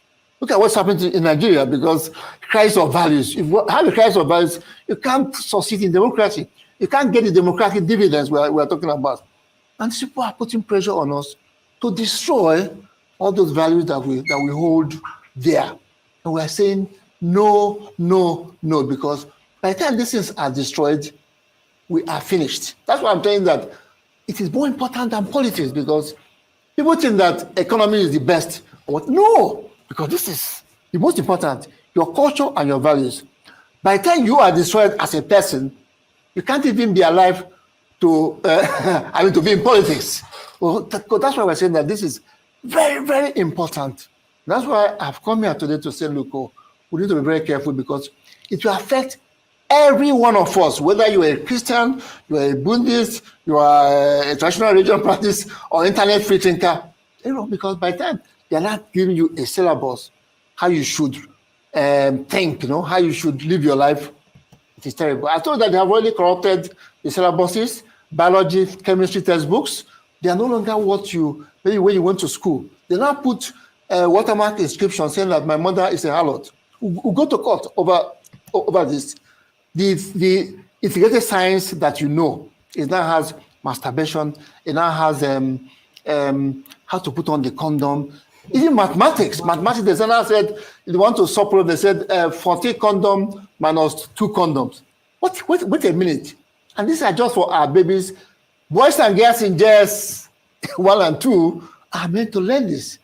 So we are saying, by the time we wake up, they are going to destroy us. You know what's happening in Europe now? That they don't have people. First of all, they have migration problem. The young people are being destroyed. Why is it that Canada is opening its doors for us to come in? Because they're short of manpower. UK, the same thing, because they are destroyed. So we can't allow this to happen because Nigeria is a potential world power. Don't forget that if not for bad leadership, Nigeria would not have been in this shape. Nigeria would have been a world power. We have the human resources. We have natural resources. Now, these people abroad, okay, I don't want to mention names specifically, they are afraid that we might one day because they want to destroy our human capital. They want to destroy religion, culture, okay? And these are things that are dear to us, okay? I when I was growing up, I grew up in a cultural setting. I'm a true Nigerian, so if you destroy that, you have destroyed me. So that's why we're very much concerned and saying, look, the National Assembly should make sure that laws that they pass are good laws that will be for our welfare. Look at the way we are suffering, okay? If they are interested, they should make a law that will protect our lives. You know how many people who are being killed? How many Christians who are being killed? You know this girl who was killed, this is Deborah, was killed in Sokoto till date. No justice for Deborah. So if they want to make a law, they should make a law that protects our lives and property. You know, that is key. That's key now because you can't, I can't go to my village without It's telling. They should, if they want to help us, they should make laws that will protect our lives and our property. Isn't that very telling? Is that not very telling? Is it not your government that should be providing, that should be securing your life and property? Eh? Look at a man here on TV, national TV, saying that if they oh my God. Fact, I don't pass. Shame no dey this matter again. Make they all dey talk and be good like that. I'm afraid. So first thing is security. Okay, instead of making this law that has to do with the way I worship, the mode of my worship, whether I'm going to, that's not proper. It's going to affect all Christian denominations, Redeems, Catholic, Anglican, everybody. So they are not giving their universities syllabuses and their seminaries. Imagine Catholic seminary, like a bigger seminary. We now have a syllabus from a council in Abuja given to them to. Wait a minute, this is terrible. All right, so okay. Permit me to come in here. Yes. And my question will be, why Christianity? Yes. Understanding that there are 3 main recognized religions in Nigeria. Christianity, Islam, and of course, putting in indigenous religion. Yes. So the question is, why Christianity? Why Christianity? This is something, yes, I also asked myself, why Christianity? Because don't forget, this is not the first attack on Christianity. We have had a licensing of marriages, Christian marriages. I was also involved in that argument. We also have putting provisions in Corporate Affairs Commission, CAC, provisions to gag Christian NGO. Somebody has gone to court, a lawyer has gone to court, and those sessions have been knocked off. So there have been an attack on Christianity. And this is what we're very careful because it's equity and fairness, But why not apply, everybody should be on the same playing field, a level playing field. You don't take one religion. We have Islam, we have traditional African religion, we have Buddhists and all that. Why tackle Christianity? Not only tackling the way Christianity is being operated now, they're also killing Christians in this country, the case of Deborah and all that. And many Catholic priests have been killed. So what you are saying is that, look, don't take exception. Democracy has made a level playing ground for all of us. It's equity, okay? What is good for the Ganda? How did they put it again? What is good for the Ganda? So a level playing field for every one of us. And don't discriminate against anybody because discrimination is also unconstitutional, section 42 of the Constitution. So let live. Life is let and let live. That's my concern here as a lawyer. Life is let and let live. And what applies to A should apply to B. That is secular state. That is democracy. Don't target one religion I say this religion, if you want to practice your faith, because what they are saying, the background for this bill is saying that they are not happy the way some Pentecostals preach, you know, that they are a little bit radical and they are a little bit, you know, but they are not the only one that preach like that, you know. Other religions also make that kind of thing. So why take these people? In any case, if they offend any law, arrest them, take them to court, okay? I mean, let justice be done. I'm not saying that people should be spared. If you be that somebody in trying to practice Christianity offends the law, let the law take its course. Okay. What we am against is that you don't tell me the modality and the way I should worship, because that belongs to me and my God. And you don't give me a syllabus from Abuja and say, by now your school should be teaching these children so and so. Okay.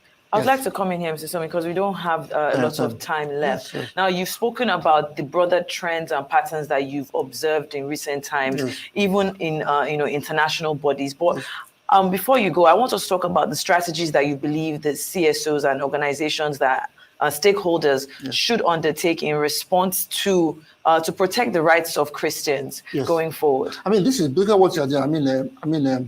I mean, just speaking out, you know. And next week, when they're having this summit in Abuja, some bishops will be there, including Bishop Kuka.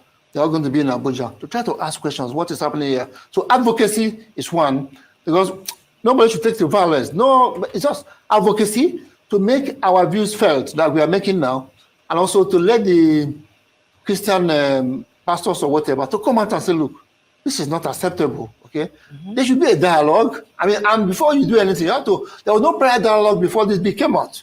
You have dialogue and say, look, I'm bringing out something. Is it going to be stable for you? Don't just come out with something and then just want everybody to adopt. So I think we need to dialogue more, because that's what democracy is all about. Our representatives should assess our will. They should do. You know, they are representing us. They are not running their business. Of course, they are our representatives in government, so they should promote our interests. You know, they are not running their business. They are not doing us a favor. Okay, so they are representing you and I, and we should demand that they should represent us well. That is how democracy started in Greece. Representative democracy, people who represent us and promote our aspirations and our interests. And when there's a conflict between that, we should try to say no, because the people are suffering in democracy. Okay. Leaders are not. After all, we don't kukuma hear this thing before. Me, I just play them again for context. Meanwhile, let's listen to why this man come visit una for Nigeria. Let's hear. Maybe we'll be able to make some sense out of this. I never know. It was a courtesy call. We came in for myself and my friend Bill Gates to congratulate him once more for his successful election into this office, and also to... Successful election. Really? Dangote. So for your mind now, this one a successful election. Anyway, and why I be surprised? I can't be surprised.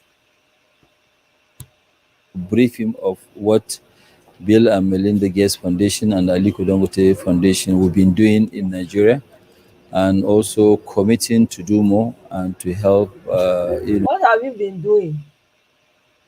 What have you been doing in Nigeria?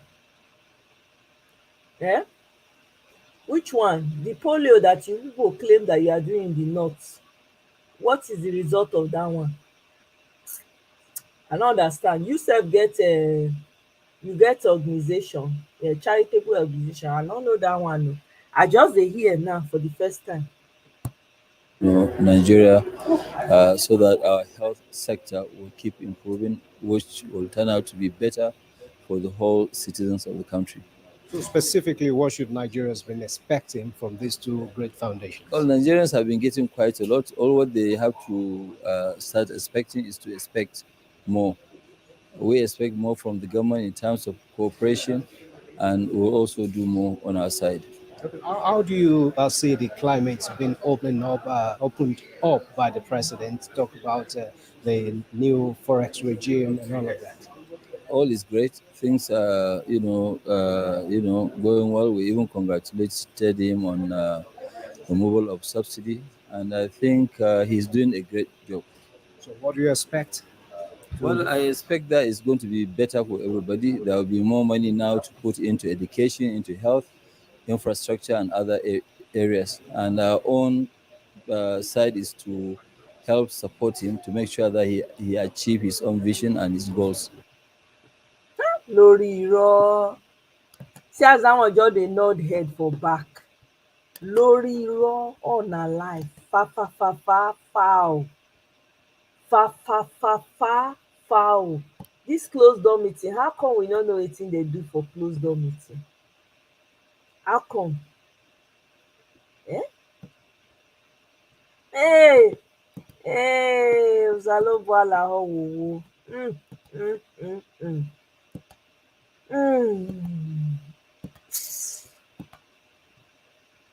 Chai.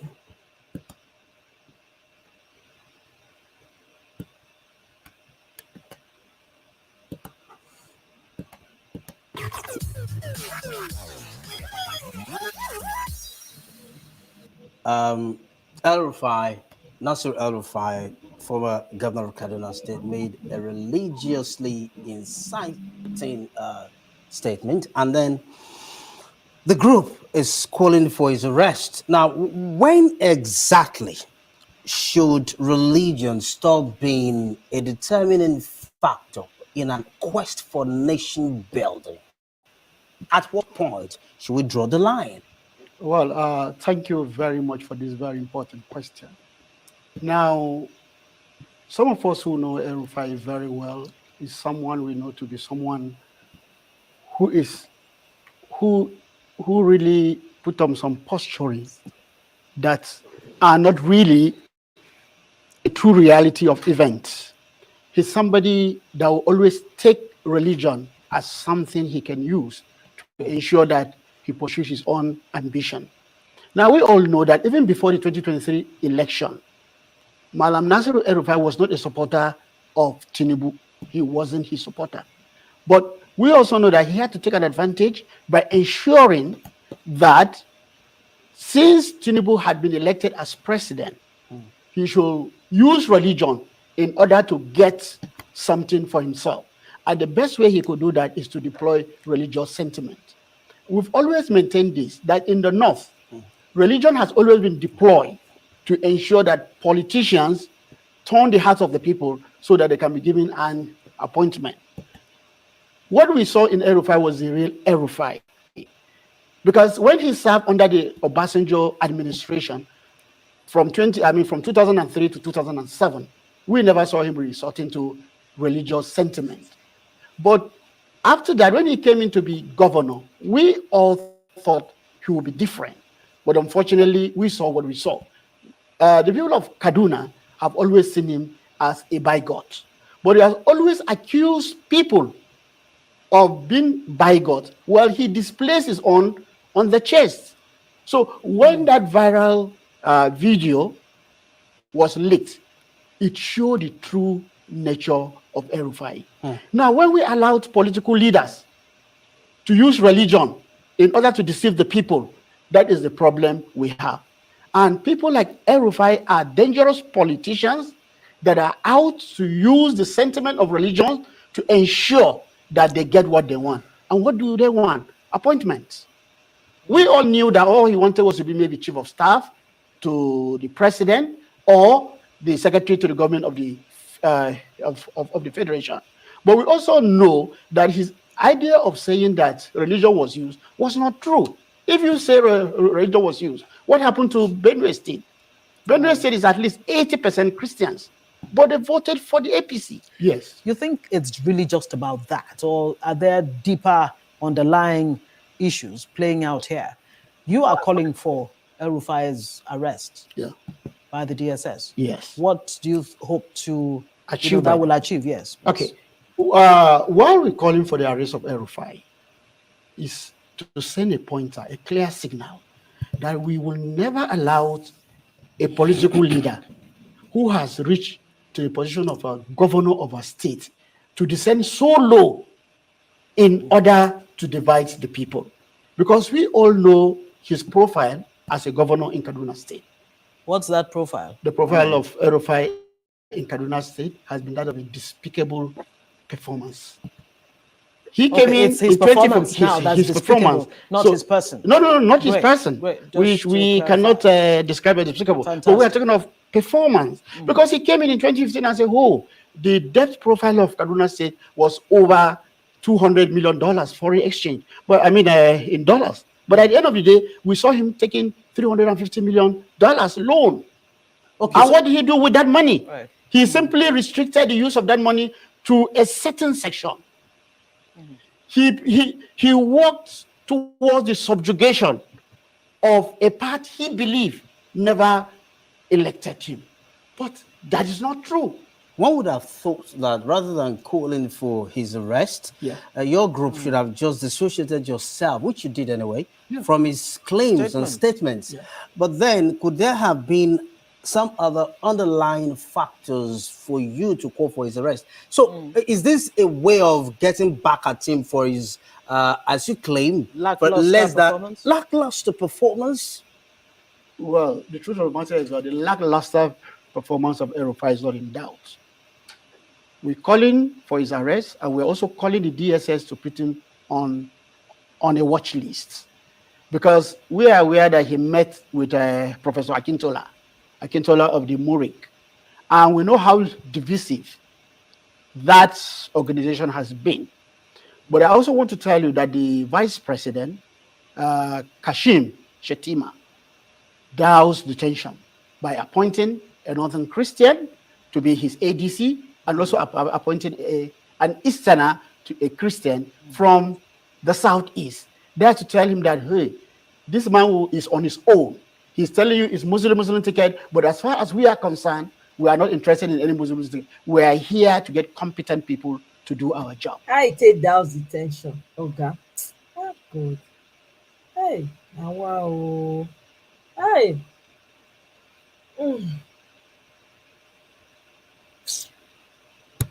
So he really did very well. But for somebody like Erufai, he needs to have a chat with the secret police. Are you because privy we don't to, know? Are you privy to his discussion, Erufai's discussion with the Murik leader, Mr. Akintola? Well, no one will tell you he was privy to it, because that discussion was supposed to be a secret. It was supposed to be closed. But to even let you know that some Muslims are even against him. Because as far as the North is concerned, you only have problem of identity when you try to use those identities for personal political motive. Erufai is not someone to be trusted. His performance records has clearly shown that the people of Kaduna State don't trust him. Okay, and so if there's anything he needs to do, really, yes. What's wrong with him? Very strong words you're using. I mean, when you say on national television that the former governor and the man.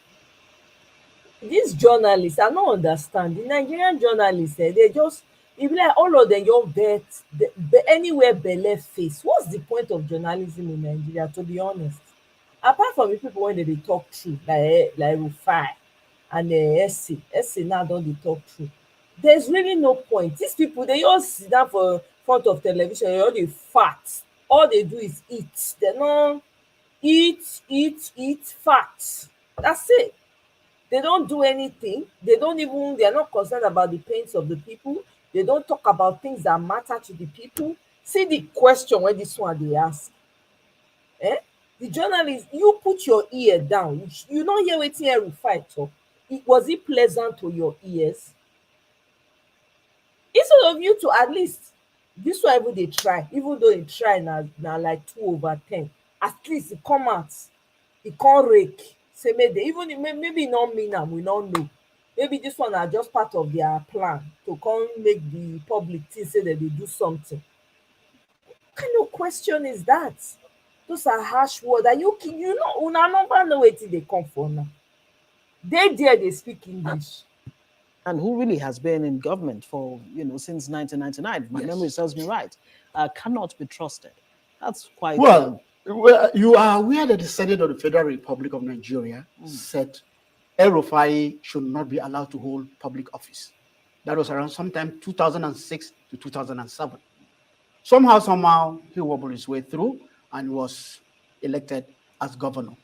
I stand here to tell you that there is so much disputation over his election as governor in 2019.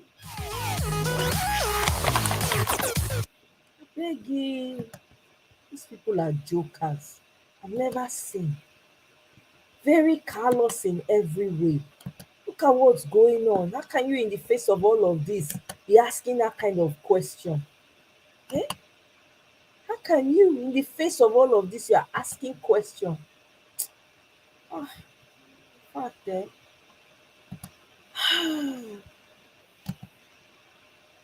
Let's enjoy the fight they go. That's it. Because Momo, we got to get ourselves out of this conundrum. Can let me self speak English? Since we are all speaking English here.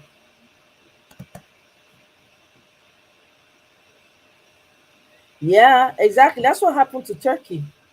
It used to be, Amaka, that's exactly what happened to Turkey. Exactly.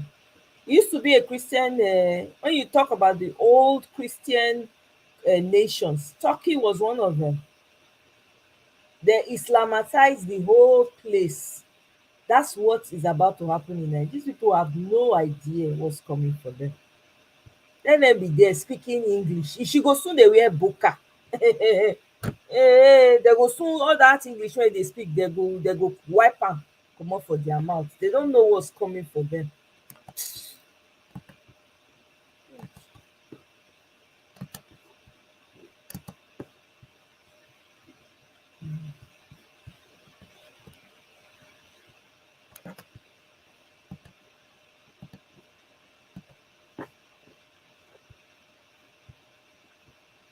Oh, now well done. I greet everybody. This matter na very serious one. Abeg, una just dey share am. Una see wetin Asari Tokunbo dey do on live video. Carry gun dey threa ten Igbo on live video. Abeg, I wan ask one question because I no sure say they go fit for tell this one use am take campaign. This regime na to take cause tribal war. Especially to fight Igbo people. No, I want to know, na to take cause tribal war, because how man like this, not be baby, carry gun on live video, they threa ten my people. Before I bring up the video, make I read some few things. When person papa get mind, come out, go do for live video. Carry gun. Now watch the video. You don't have respect for the people who bought your fathers. Igbos, I don't know them. I don't know where they come from, because I know that if not for British intervention, I will still be selling them the way my father sold them. Una dey look for who go finish una. Look for una everywhere and finish una. No, I mean, wetin this one suppose mean? You take your leprosy hand to write. You don't have respect for the people who bought your father. Is it every Calabar man that is a Calabar man? Do you know your roots? That you talk to me. You don't know that people own this Calabar. You are law abiding. Igbos, I don't know them. I don't know where they come from. Because I know that if not for British intervention, I would still be selling them the way my father sold them. Now look at you people in Igbo land. Look at how you are dying. Woto. You are talking. You will do video to sell that Elijah has run away. You don't see me? I don't run.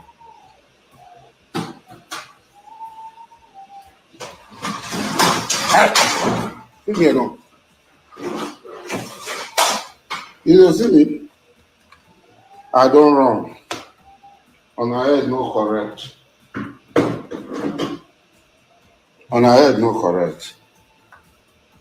The be like on they look for who go finish on her. Look for her everywhere, finish on her. Una dey see me.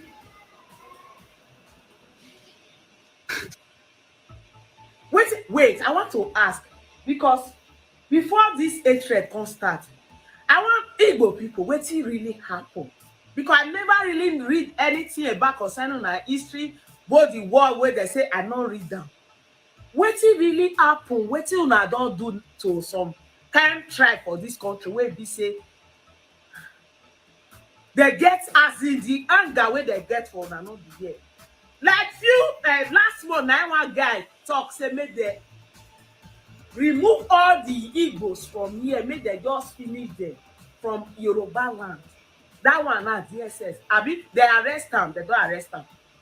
Now see wetin Asari Tokunbo dey talk. Abeg Igbo people, wetin really occur? Wetin happen? We no need to explain to Nigeria, because everything where they hear from Nama every time, they hate una, they hate una, they hate una.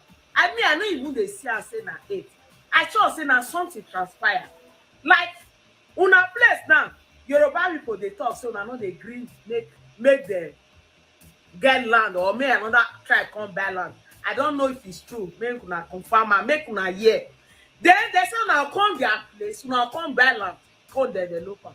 But again, Igbo people now still dey una body. Yes, una see, I know they take side, I know they like to take side. Una still dey una body, oh. Una still get una own for una body. That one are true, that one are sure. That one are sure. Una get una own, everybody get their own for body. But again, una know say some of una know the hear word. Some of una know the hear word. All this thing way they come up every time. In fact, una they use una cause because una brother where they call una the Kanu where they prison today. You don't fair tell una.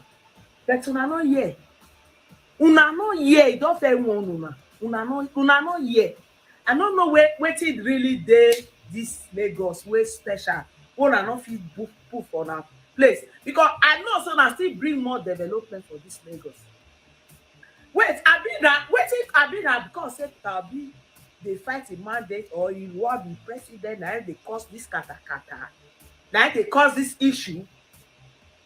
Now make can come up, because so I remember some years back we dey cool. I mean not there where everybody dey cool.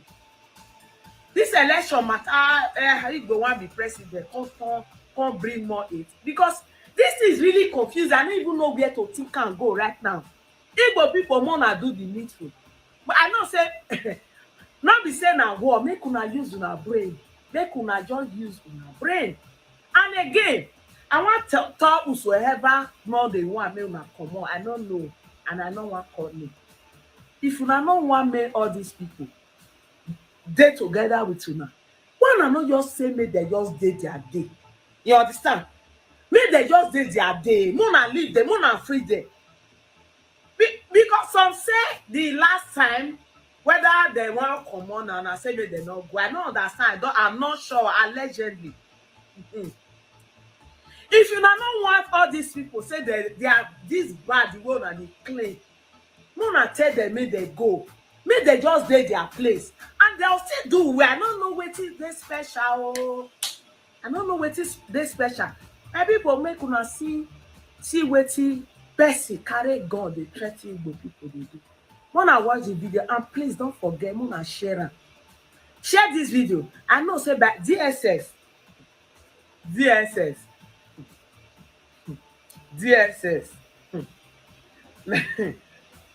Mona do the needful. Mona do the needful. This one was past waiting that they call them waiting shame waste slap police. This one was no. Mona do the needful. Mona just do the needful. Shebi they say president they work. May do the needful. Because person go just come like this, they threaten one particular tribe. Say, Abi, whether he wants. May I read that again? May we finish now. Say if not be British intervention, say they will still they sell una. They will not come still let this one slide for this country. If they happen like this, time be say, I don't know, I don't want to talk much. They couldn't see waiting. You open, you take your leper. Hey, Amaka, you are absolutely right. His pocket is full. You know what these people are doing? This thing is intentional. You see this outrage, what this man came to do is all planned. What they are trying to do is try to make it look like every other tribe is now against the East. That's exactly what they are trying to do. Because you know, say now Yoruba people carry the thing put for head.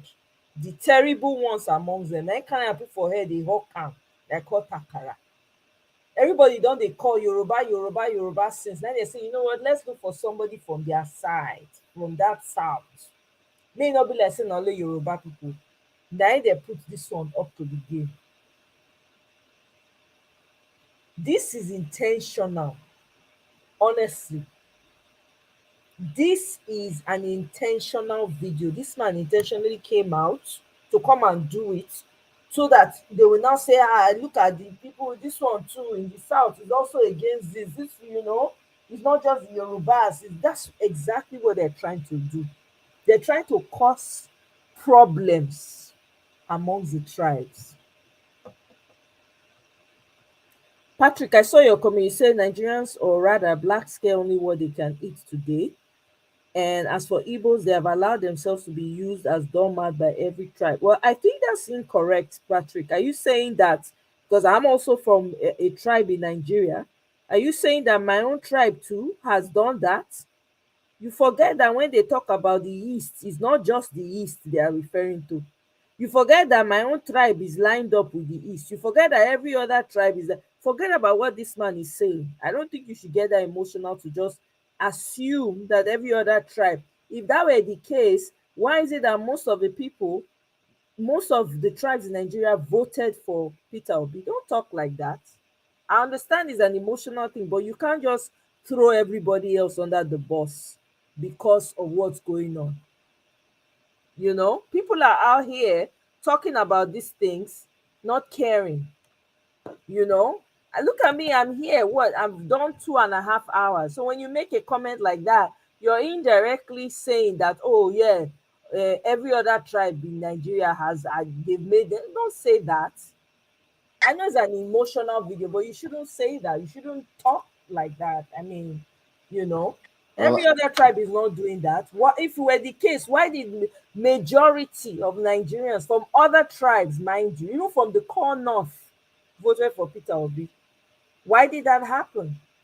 These are just a few people that have corn in their pockets that have been paid to come and perpetrate this hate. Don't fall for it. Don't allow yourself be carried away by that and just assume that, oh yeah, every other. Nah, I don't think that's a proper thing to say. Welcome, Mr. Patrick.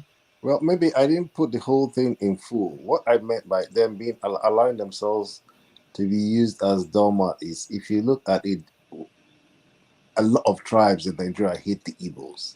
No, I disagree. Hold on, just hold on. Let me finish. No. You can't say a lot of. What do you mean a lot of? Okay, hold on. We are all seeing this thing play out. Let me explain myself because say that because Igbos have allowed themselves because they have been cheated in so many ways, right? The problem is a lot of people. Let me use the people that they call the leaders, the chiefs, the people that they all worship and look up to, have already sold them out. Exactly. Let me finish. So have already sold them out. And by selling them out, the way they have sold them out, have made them to use them as a doormat. Look at it now. If you look at that country, right, every other tribe will benefit before they allow the Igbos to come to anything near That's the power. not correct. The Edos hardly benefit anything. No, Patrick, I have to come in. The Edos hardly ever. Do you know the last time Edos even had any? It was during Idahosa's time. Have you been to Edo State? Do you see the deplorable state that state is? Don't go there. At least you even have your Igbo brothers coming out, even with the horrible administration between Buhari and this man. At least they mention Igbos. Where do you see an Edo person? Where do you see an Urobo person? You know, so sometimes when you make these types of generalization, you are indirectly throwing every other person that has been fully supporting Okay, sorry if let me rephrase it. Maybe I'm trying to say I'm talking about the Hausa, the Igbo, and the Yoruba. I'm talking about those three tribes. Is that acceptable to you? No, it's not what is acceptable to me. It's just the fact that let's just say it as it is. Because I know for my own tribe, we don't need there's no representation anywhere. None. Because we're considered Igbos too. If when I was in Nigeria, it's Omo Igbo they called me. It's Omo Igbo. I accept it because everybody keeps calling me Omo Igbo, Omo Igbo. I just accept them.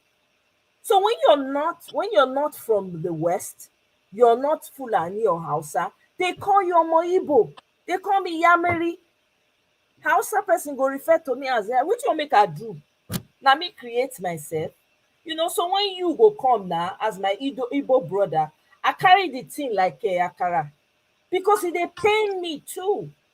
So when you make comment like that, it dey make me feel small. Like, okay, so what are you trying to say here? Let's focus the attention on the people that are causing these problems. We have horrible leaders, or let me not call them leaders, politicians that have successfully and consistently playing the same card. Do you think if we were united as South, as people from the South, forget East, where East or South, there's no such thing as even South or Southeast. Just imagine if the whole South came together and said, we're enough of all of this and not sectionalized. Do you think it would be where we are?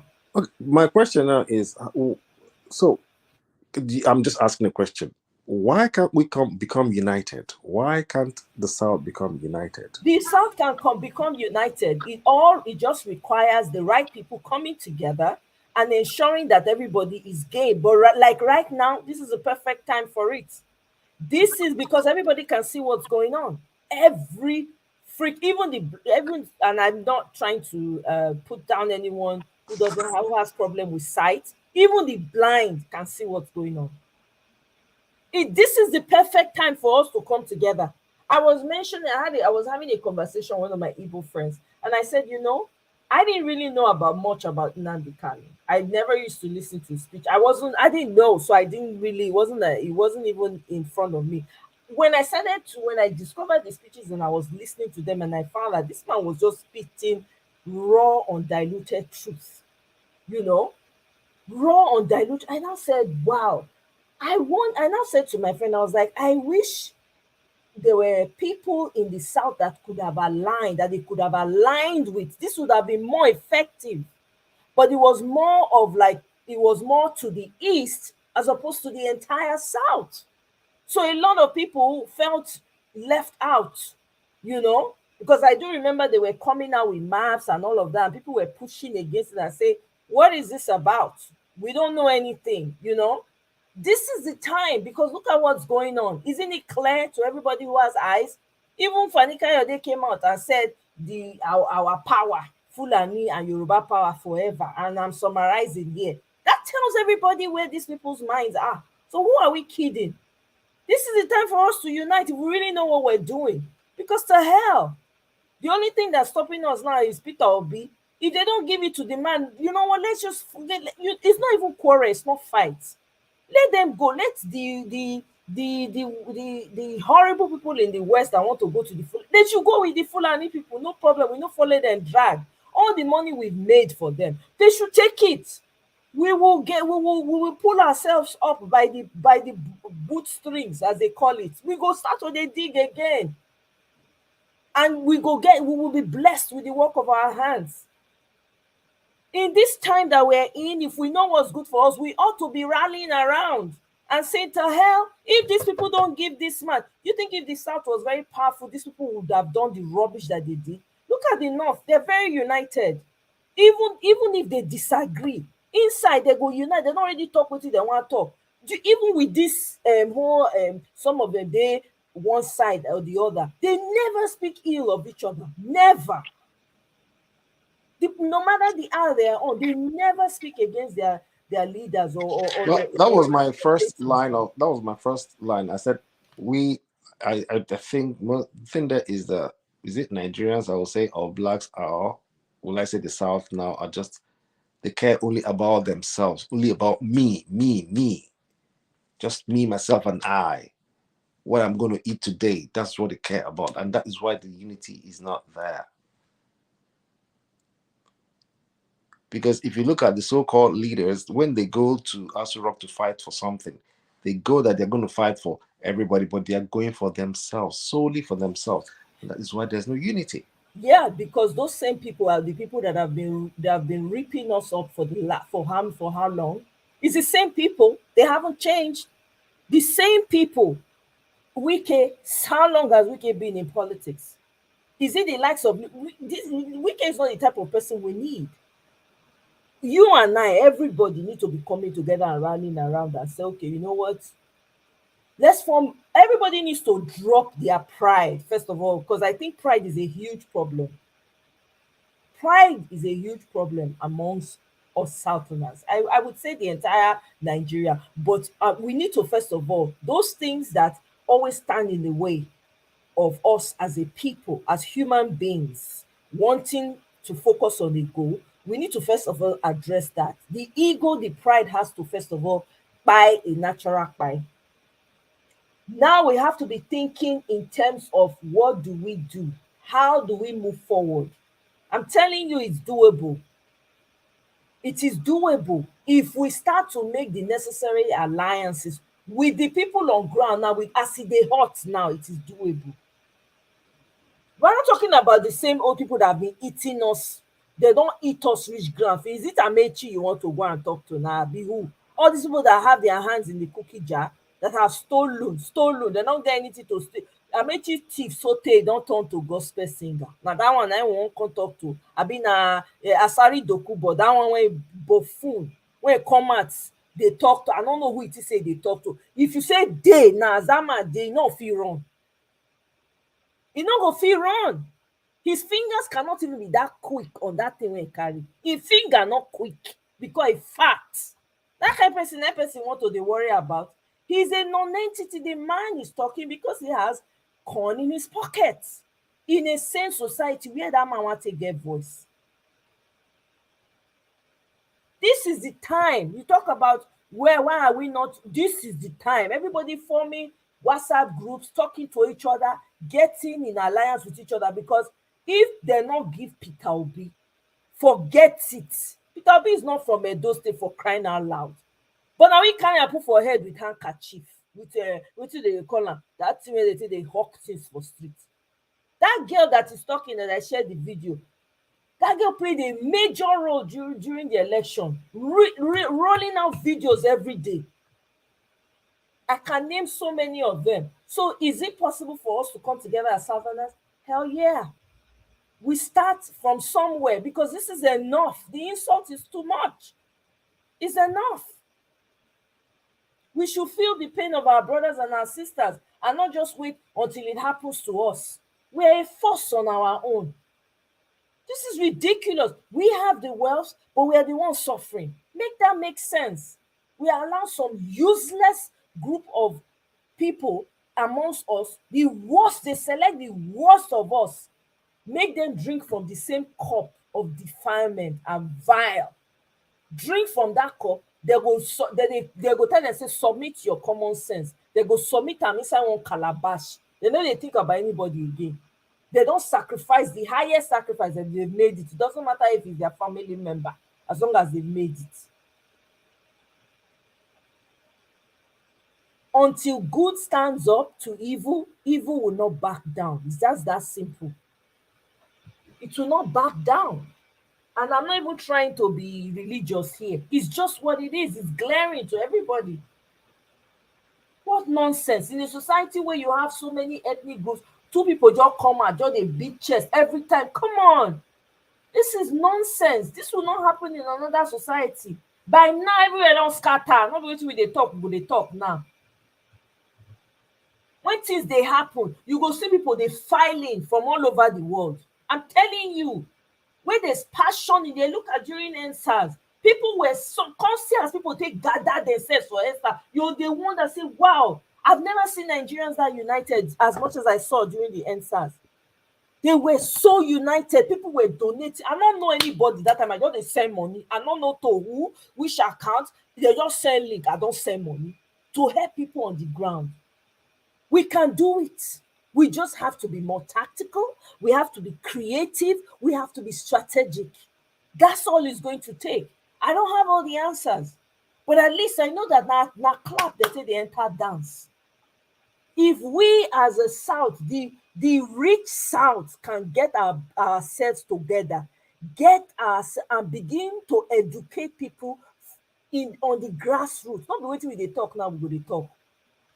Before they do anything, if they never come talk to the South, they no go fit do jack. That's if we are still together. We are here sitting on power. We don't know wetin we dey sit on. How many of our people don't buy on top of this matter? How many of our people they don't steal? Not be the same thing. Not be the same buy they buy. They're not better pass. We not better pass them now. Now just fortunes. If there's ever a time for people to in the South, this is it. I don't see, because even the blind can see. The blind can see. The space I listen to sometimes on violence space, people from different tribes, now they that violence space they talk. People from different tribes, they go come talk Kamasi because they don't even have, there's no censorship there. They just say it as it is. You need to see one of your Yoruba boys that talk, when you go, they lay curses on the people today, you will just say, this boy not be Yoruba boy. That's what we need. People who know, if you're from the West and you don't like what's happening and you want to, hey, we welcome you, but everybody we will know what they do. Go keep eye out on everybody. It's simple. Because enough is enough. This is madness. Evil just take over. Look at this man now. He enter, he put his brother, put his sister. The chairman of EFCC now his brother. A Yoruba man, former commissioner for Lagos, commissioner of police. Now he put as EFCC chair. Is that not madness? Where are we headed? What's the point of, what do you want to teach your children? What's the point?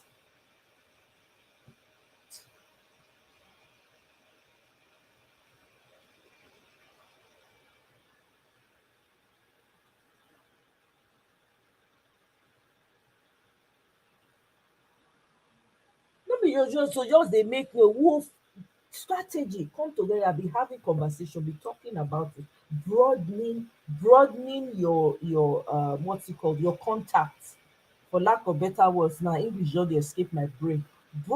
Connect to people, they make connection, they go, they broaden am, so especially now when everybody dey see wetin dey happen.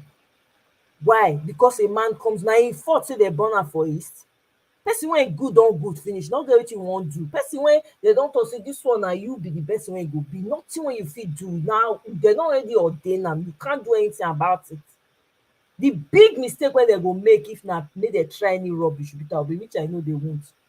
That's the biggest mistake, because they go expedite the whole process.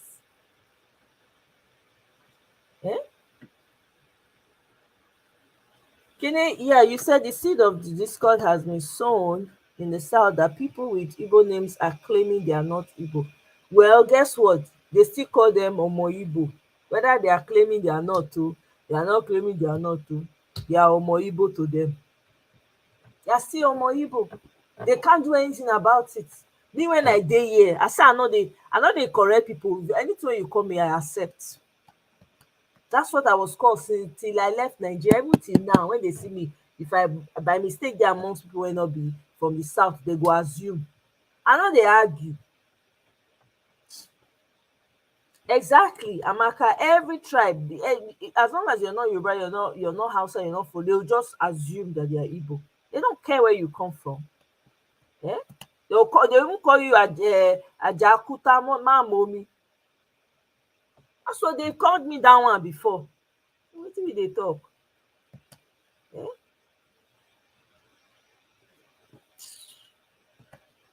Yeah? Yeah, this man, Nnamdi Kanu, is like a prophet, who was shouting in the wilderness. Reminds me of the story of John the Baptist. That's what Nnamdi Kanu. When I think about that man, that's what I think about. like the story of John the Baptist, who was in the wilderness screaming, shouting, right? For those who will hear his voice. Now we're listening, some people are listening to his videos and now realizing, wow, this man was onto something all this time. You know?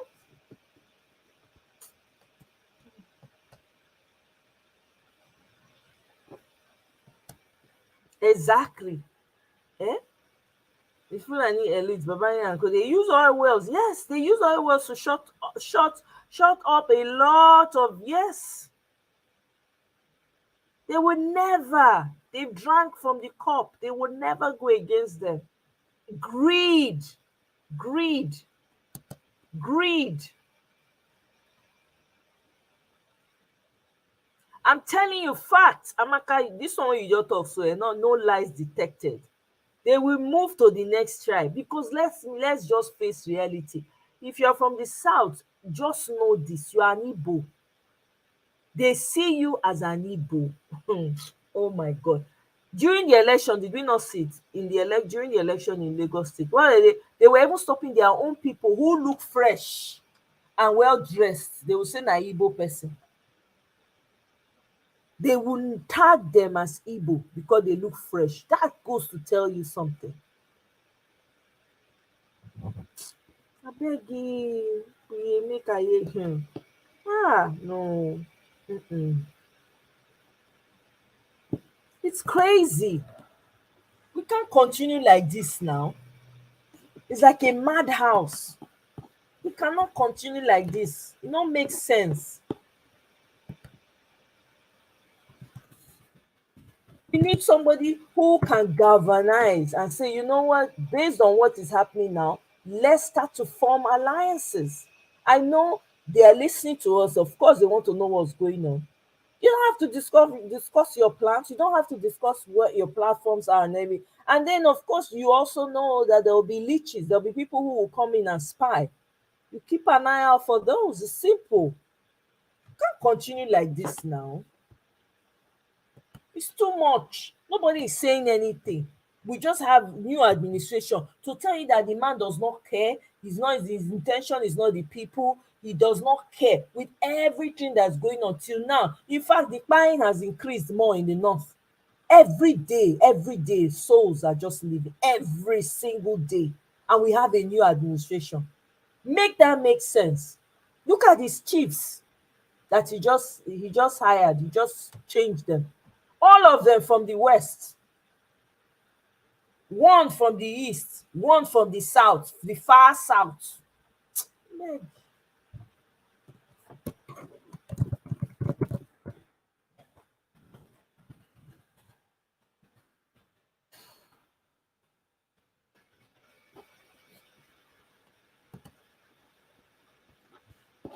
It won't make any sense. So yeah, I don't know.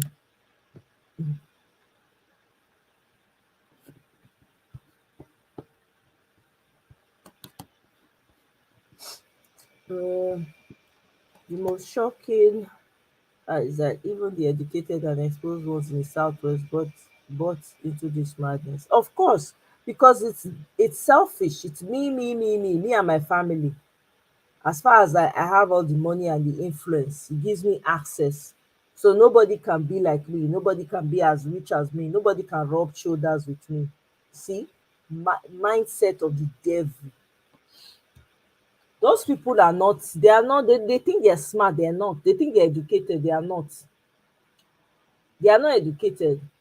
They are dense. That's what it is. Because anybody who cannot think outside of himself, what do you call such a person? With all the education, what has he proved? What has he done? How has he affected the lives of your people? That's the question. It's not how it has affected the life of your family. How has it affected the lives of your people? How have you improved their lives? Are their lives any better today than it was yesterday? All those so-called educated elites, they should go and hide themselves in shame. They should hide, put their face in the pillow in shame, all of them. Major embarrassments, monumental ones. No respect for them, zero. Yeah. I'm not a fan too, but if truth is truth, Kenny, the man speaks some truth. Truth is truth. I'm not a fan of Nnamdi Kanu. I'm not a follower, but he shared some truth that I cannot deny him of. When person they talk, for me, I stand for the truth, fairness, and justice. I don't care whose mouth is coming from. You see that man, he spoke some truth. The truth he spoke 8 years ago, we are seeing it come to pass. I have to give him his flowers. He may have had ways of doing it that was not pleasant. That's why I felt like he could have made alliances with real better people for the South. Because don't tell me we don't have people in the South that could have been able to align. He could have done enough, a lot of that. That's what I think. I don't know. What do I know? I'm just saying. BB, welcome. Oh, how now, sis? Good to have you. My Happy darling, my Wednesday. darling. We thank God. We're kicking it and making the most of whatever we find our Your way. voice is so much better now. Yay! Me too. Me too. I'm happy for myself. Every morning when I open my mouth, I first of all I clear my throat like, am I going to hear what I need to hear? But anyway, thank you. And I greet everybody in the comment section. I haven't been reading, I'm just joining, so I really don't know what. But I definitely, I mean, without a title, the country is not at peace. So we're definitely talking about what's happening at home. And well done, Omoye, because you diligently come out and you sensitize everybody's mind. You bring the important subjects without necessarily taking sides, but just standing for the truth, which is something that, for some interesting reasons, seems to be very, very difficult to find in Nigeria. People are not seeing truth based on affiliations or familiarity or family ties or loyalty to certain factions. It's really, really sad. And in looking at all of that, the thing that comes to my mind is, if wherever we are, in terms of being diasporians, if wherever we are, we were treated like that, would we stay? Because no matter how bad a place is, if there's no prospect of you doing well, you will not weather the storm when you get into the place. Because truth be told, it's not easy to leave your native land. But anytime anybody goes anywhere, you tell yourself, it's just a short period of time. I will overcome whatever I need to overcome so I can get to that place.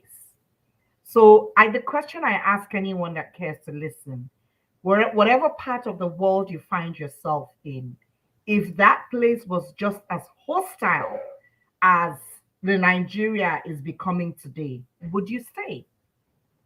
Or do people see how bad things are? I mean, I remember the days of Libya. When things were very bad in Libya, the Lebanese were coming to Nigeria, and that's how they made Nigeria their base. It was because they saw the prospects. When things were rough in India, it was because they saw the prospects. Case in point, Aswani Textiles on Oshodi Road. Aswani became a household name, and they employed a lot of people. If those Aswani brothers did not see the prospect in Nigeria, they would not have stayed. They didn't come with their money just bared like that. And now we have the influx of the Chinese. If the Chinese Aswani market, right? Yes, so Aswani market. Who be the people when start Aswani? Now there are two Indian brothers. Are you serious? Yes, Aswani Textile is owned by two Indian brothers. When they sell rapper George. God bless you. This the whole of Ilupeju, that's where you find a lot of the Indian people staying. So if those people did not see prospect in Nigeria, they would not have stayed. They didn't come, even if they came with good money, at least they had to look at the environment. They had to look at things, and they brought in other people. I used to have a good friend. I was married to an Indian girl, and she grew up there in Lagos. Then we had them in the different federal government colleges as teachers that were teaching. Some of them were teaching in Louth. If Nigeria did not have the prospects, they would not have stayed. So the question I ask is, wherever you find yourself, if the place was as hostile as Nigeria is gradually getting to be, would you stay? And so for that reason, why should anybody become I don't want to use the word, but why should people not see individuals the way people see us wherever we find ourselves? I'm not saying that wherever we are that, that bigotry and hatred is not there. It is, but it is not glaring in your face. And somehow, you find your way. But we're talking about our own place now, where, how many hours drive is it from Onitsha to Lagos? If not for bad road, it's a 4-hour drive. It's a bloody 4-hour drive. And that 4-hour drive, we see so much crap. There is only one thin line going between Ibadan and Lagos. Just a small path, just one line. If the Ibadan people say, no, you can't enter, what are we talking about? Abi, is it the Ogun State? Let's look at it. You get to a state, all you have to do is to put one step in there. If to say all of us as we dey waka, so wherever we find ourselves, when we reach the place, they say, oh yeah, go back. We know for go back. You will go back now. If I make it unlivable for you, you will go back. So why are we now trying to make our home unlivable for our fellow brothers and sisters? We may not all speak the same language, but truth be told, ìyá kan ló bí gbogbo wa o. Ìyá kan àti bàbá kan. Now him born all of us. Except for the cosmetics wey dey rub, no matter how you clean the body, you wash and reach, if you wash that black comot. You know go fit wash, go say make I comot all the blood wey dey my body, make I come put new one so that I no go be African again. Go possible? It's not possible. And even if you decide, okay, I have made wherever I am my home, I'm not going back there, you can't deny the fact that you are an African, that you're a Nigerian. You can't. So if wherever we are, we are comfortable, we have prospect to succeed, there's a bright future, a teeny weeny bit, why do we want to make it unbearable, unlivable for people back home by supporting unreasonable ideologies? The story I heard about the Alaba situation is they're getting them out so that they can sell the land to the Chinese. How true it is, I don't know. How much money have they been making from Alaba? And I know Alaba like I know the back of my hand because I used to live close to the place. So I know when it started. How did Alaba start? Now the people where they drive come up from Morocco, wait till they don't turn to Banana Island. Now the people where they drive come out, we don't set up the place, then drive and go there. And I saw them do safe. The boys then go. I remember trade fair. It was the only thing that made people go to trade fair was the international trade fair they used to have. Nobody wanted. Once you cross Mile 2, you no won't go again because road no just day. Next thing, then they call. In fact, from that Mile 2 area, they call them Badagry. But they made trade fair beautiful, built up the place so nicely that you were forced to go there because of the international fair. People from all over the world that was coming. Once upon a time, so many African countries wanted to be Nigerians because of the trade fair alone. That's how good it was. What did they now do?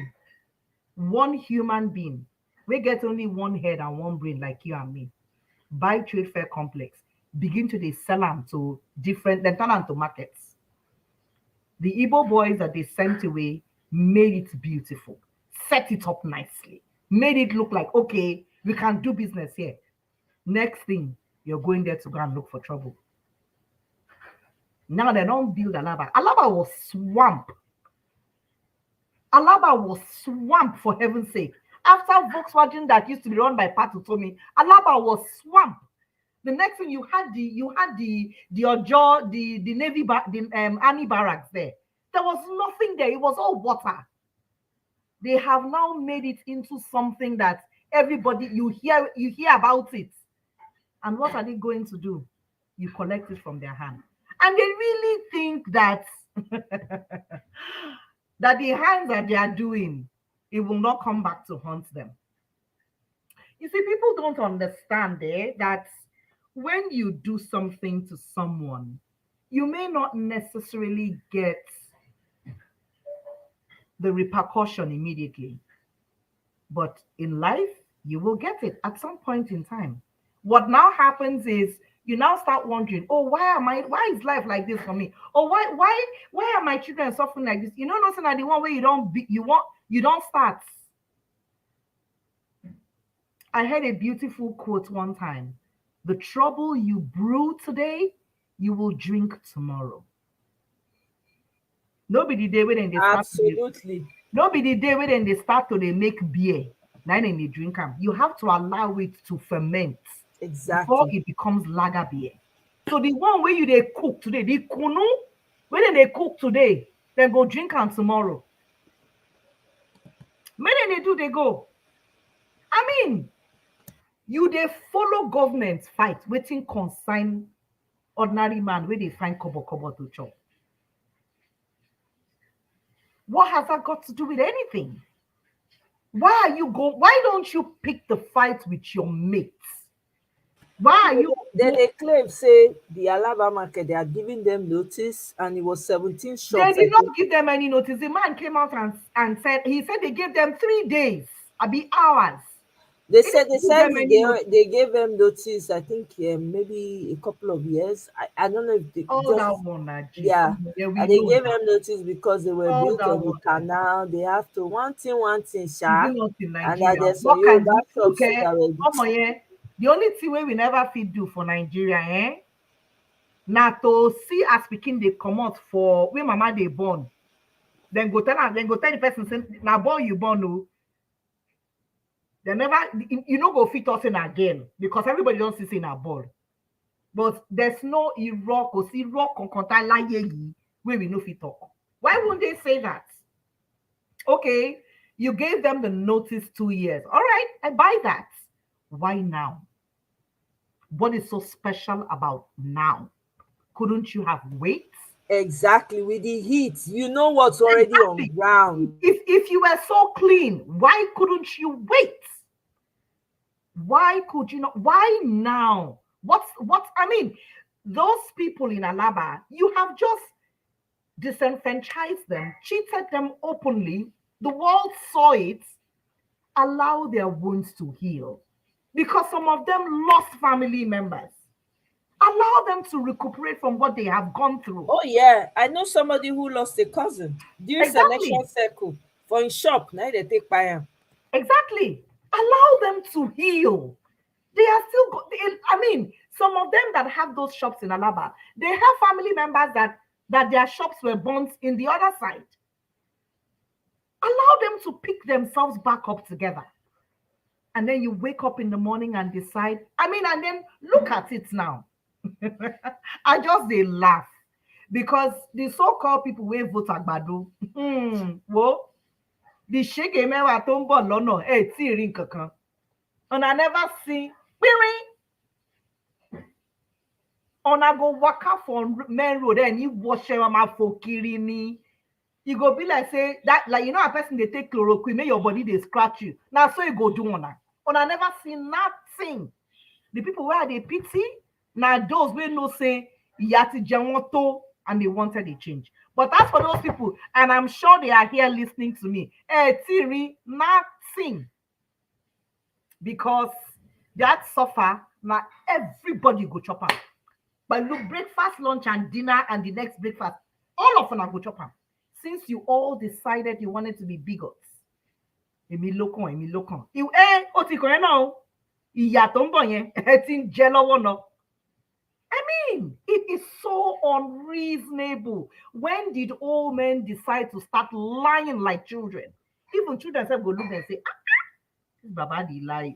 Children no dey lie. These old men, they carry the What? It is appalling. Children are appalling. They go talk wetin dey their mind. They no filter. These ones, the one wey make my belle boil, e dey run like say I drink medicine. Now when the Olori Buruku sit down on top chair, talk say what can I do? What do you want me to do? Learn where. I answered the question though. I say, Baba, whoever you are, since you don't know what to do, I will tell you, declare President to be winner. Period. It solves everything. The school where you go, as you reach that place, they don't teach you, me go tell you. Because that is what this is all about. Create different factions in different areas so that everybody's attention is in different places and people will not concentrate on the petition.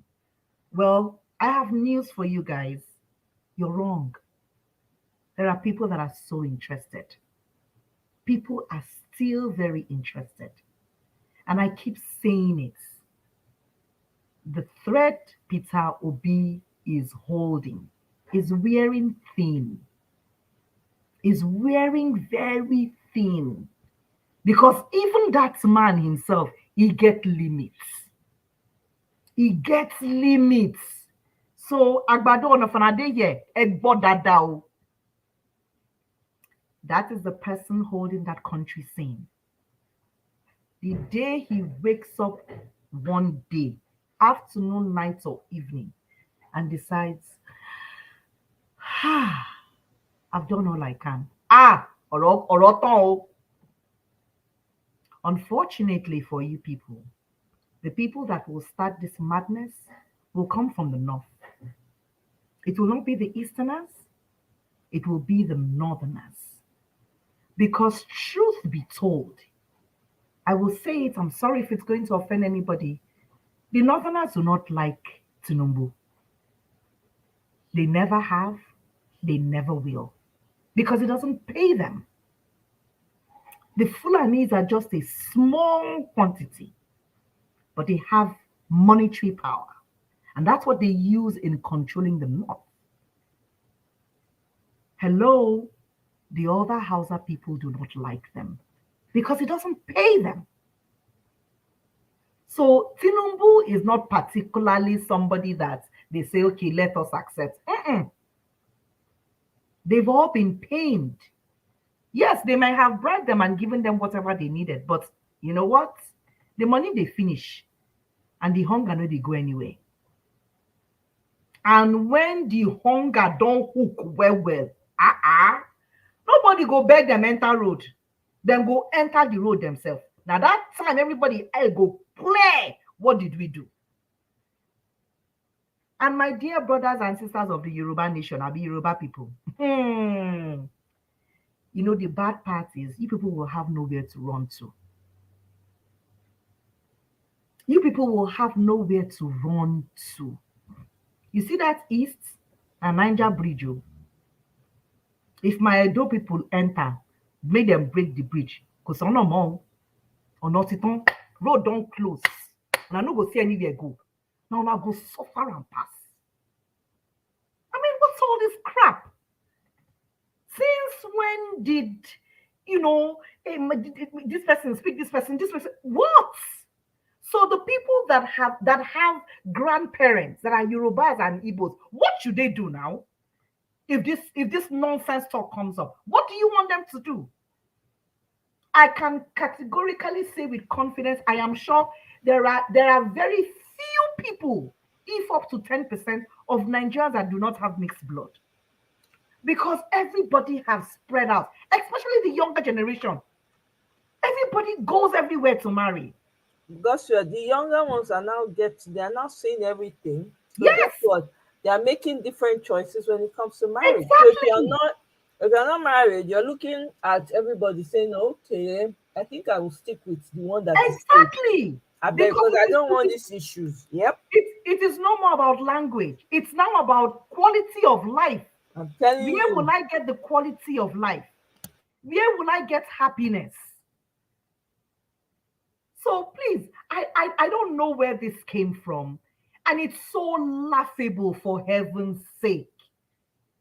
I'm not even going to go into what our surrounding neighboring countries are thinking of us. That's a story for another day. Giants of Africa, my foot. Let them see me. I like it. You know, when I see videos where they are mocking us, I laugh with them too. And me too, if they follow them, laugh. I they even respond. I will say not true, not talk. It is so sad. It is so sad. I'm basking in the sadness with them. When they laugh, me self go type. People go do you know how people are suffering? They drag they'll do the comment section, they drag the person when you do the video. I say, Mona, leave them. Don't mind them. They are dragging you because they are jealous. I beg, all the abusers they go, we need them. It is so terrible. I mean, if not so, I won't drive Igbo come out. How can I first of all drive Dangote now? You know they there. Abi, you go to see all the other people wait for the road. If on a papa reach out, go drive those ones and come out. Igbo know they talk, no be because they know sabi, they don't know what they're supposed to do. Hey, Mona know they try people. They're not fit start. You know it, people when they slow to react. This is what people don't understand. People when they slow to react, when the real trouble come, can you really drag? That's the question. Because their trouble not they finish. These people have learned from you don't ever go through war before. These people have gone through war, they have survived it. They are the richest group in Nigeria. Hands down. I say I've been go one space. Like one man can't talk. The man can't talk say, does the Yoruba or do they know what it means to fight a war? He said they don't know anything. He said the Igbo would then go fight. If no be say Ojukwu run, they're not for lose that war. This was a set of people that had nothing, but they were able to hold themselves for 3 years. And hunger. But now, you think those ones, if you think about it, look at all the universities in the East. None of them has a chemical engineering department. Go back and check. None. There's a reason why. No try Igbo people. There's a reason why. Go and check. Except it has started now. But I remember when I was in school, no university in the East had chemical engineering. There's a reason why. And now you guys want to try them? Hey, Emagoke. Eh? You know what you go sweet for this one? Hey. When they guess what? You know why it go different from before? This time when they won't try this Igbo people, you know many people they are back now. Without them even making any effort, the whole of South, apart from the greedy, evil ones, they're there for Igbo people back, like Olumoro. I'm telling you. Now they are not even going around now talking to people saying the fact what this Peter Obi's thing has cost, everybody is now saying. The people when they go day Igbo people back, they're not gonna believe them. They're not gonna believe. It go be like film for their eyes. But you see, it doesn't even have to get to that point. If you cannot complete the song, don't carry the tune. Because that is what this is. You start something you cannot finish. Till today, MC Olu idiot is walking around scot-free. Nothing has been done to him. But look at the mayhem he caused. And look at the lives that lost. And then your Basa Lori Buruku, where in 2 wives they fight on top who go stand to be the number one and be number two, as in this I mean, you don't start person will not go school. Do you know what the Constitution is all about? I don't know. I sometimes wonder whether, you know, when things happen around the world, Nigerians be like, body they shake us, make we say follow do our own. She not the fight of Russia and Ukraine, then they do them, make them for follow flex power. Oh God, I beg my people, if you guys have families, Yoruba or Igbo, please talk to them. It's not a nice story to relate. It's not something we should look back and be happy about. War is not a nice thing, whether it is small or big, whether it is tribal or illusion. It is not a fun thing because human lives are at stake. And when you're not ready for something, people suffer. As it is now, electricity is going up. The petrol, the price is going up. Everything for the common man is unattainable. However, 114% is what is going to be added, plus what they were already receiving. So if a judge was receiving, assuming 10,000 naira every month, that is 20,000 plus whatever the 14% is. I no go school. That's so my math calculator. Those are people. Those judges have children. I know when I tweet, the very thing that comes to my head is, dear Nigerian judges, because you woke up the next day does not mean that you are smart. It is not everybody that went to bed last night that woke up in the morning. And it's not because they were fantastic that they did not wake up. That's so life be. That's what I write. Because at this point, you have to appeal to their conscience if they have any. If they have any. Because really, it's their mindset now. Yes, the man will increase your whatever. But do you know where your children will be tomorrow?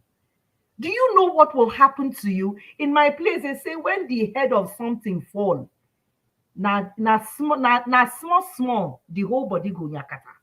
Now say it will be. So Agbadoria stand by me by mona all are here. If something inside the mona come out and well, the wakawo na one start now and I ready to trek because no be one day wakao marathon safe, you know go even near am. Now go suffer pass. Now go suffer pass. When I think in Lagos, hey, all it takes is one thing to hit Lagos. Lagos is an island, though. And let me give you a news flash. Cotonou people and Benin people do not like Lagosians. Some, I lived around them. Togo, Cotonou, they don't like Kona. They say now they can't spoil their country. And not true. They don't like Kona. So don't even think that there's a place you're going to go to. Abishena Ghana, we don't already do part 1 for us. Beyond I won't go. When I won't enter. When I know they do this kind of thing, you know good. Everybody wants to live peacefully. Everybody all we want to do is just to go out, come back, drink water. If that Gary you see drink, you do it for body. If you get a la carte, you chop and nobody will disturb you. That's what everybody wants. The ordinary man walking on the streets just wants to go out, do his bit, come back and rest. Not all this nonsense. I mean, look at the people that they have displaced so far. They are yet to get a break. Now every day they hear, auntie. And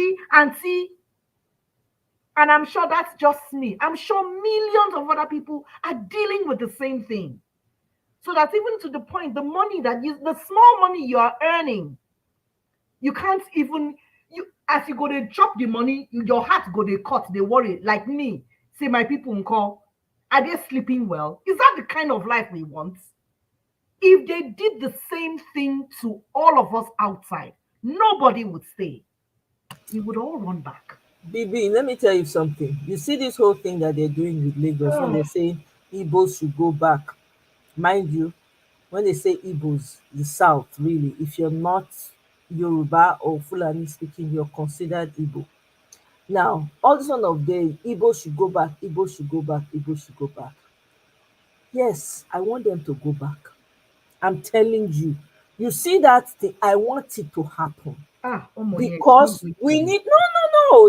You see, when person they look for your mouth, you need to go all the way out. Let me tell you, if Igbos move back, first of all, now Igbos now make the economy of Lagos.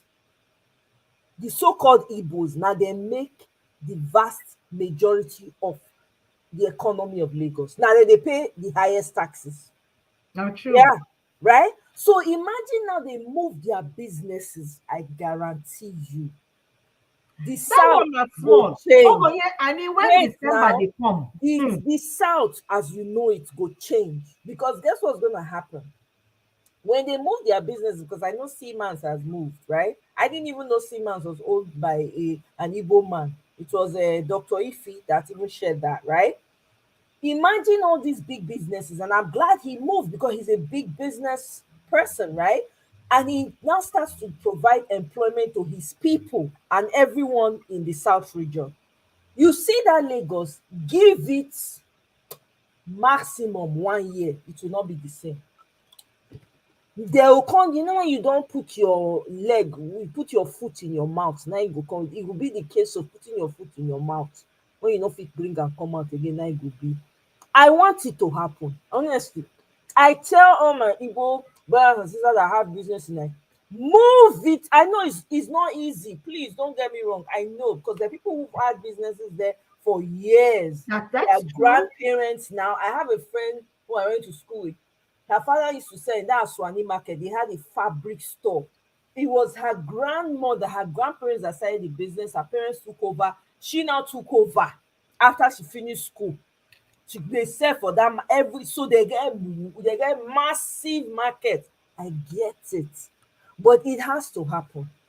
I'm telling you, these people is too much because the way the thing they offend me is too much.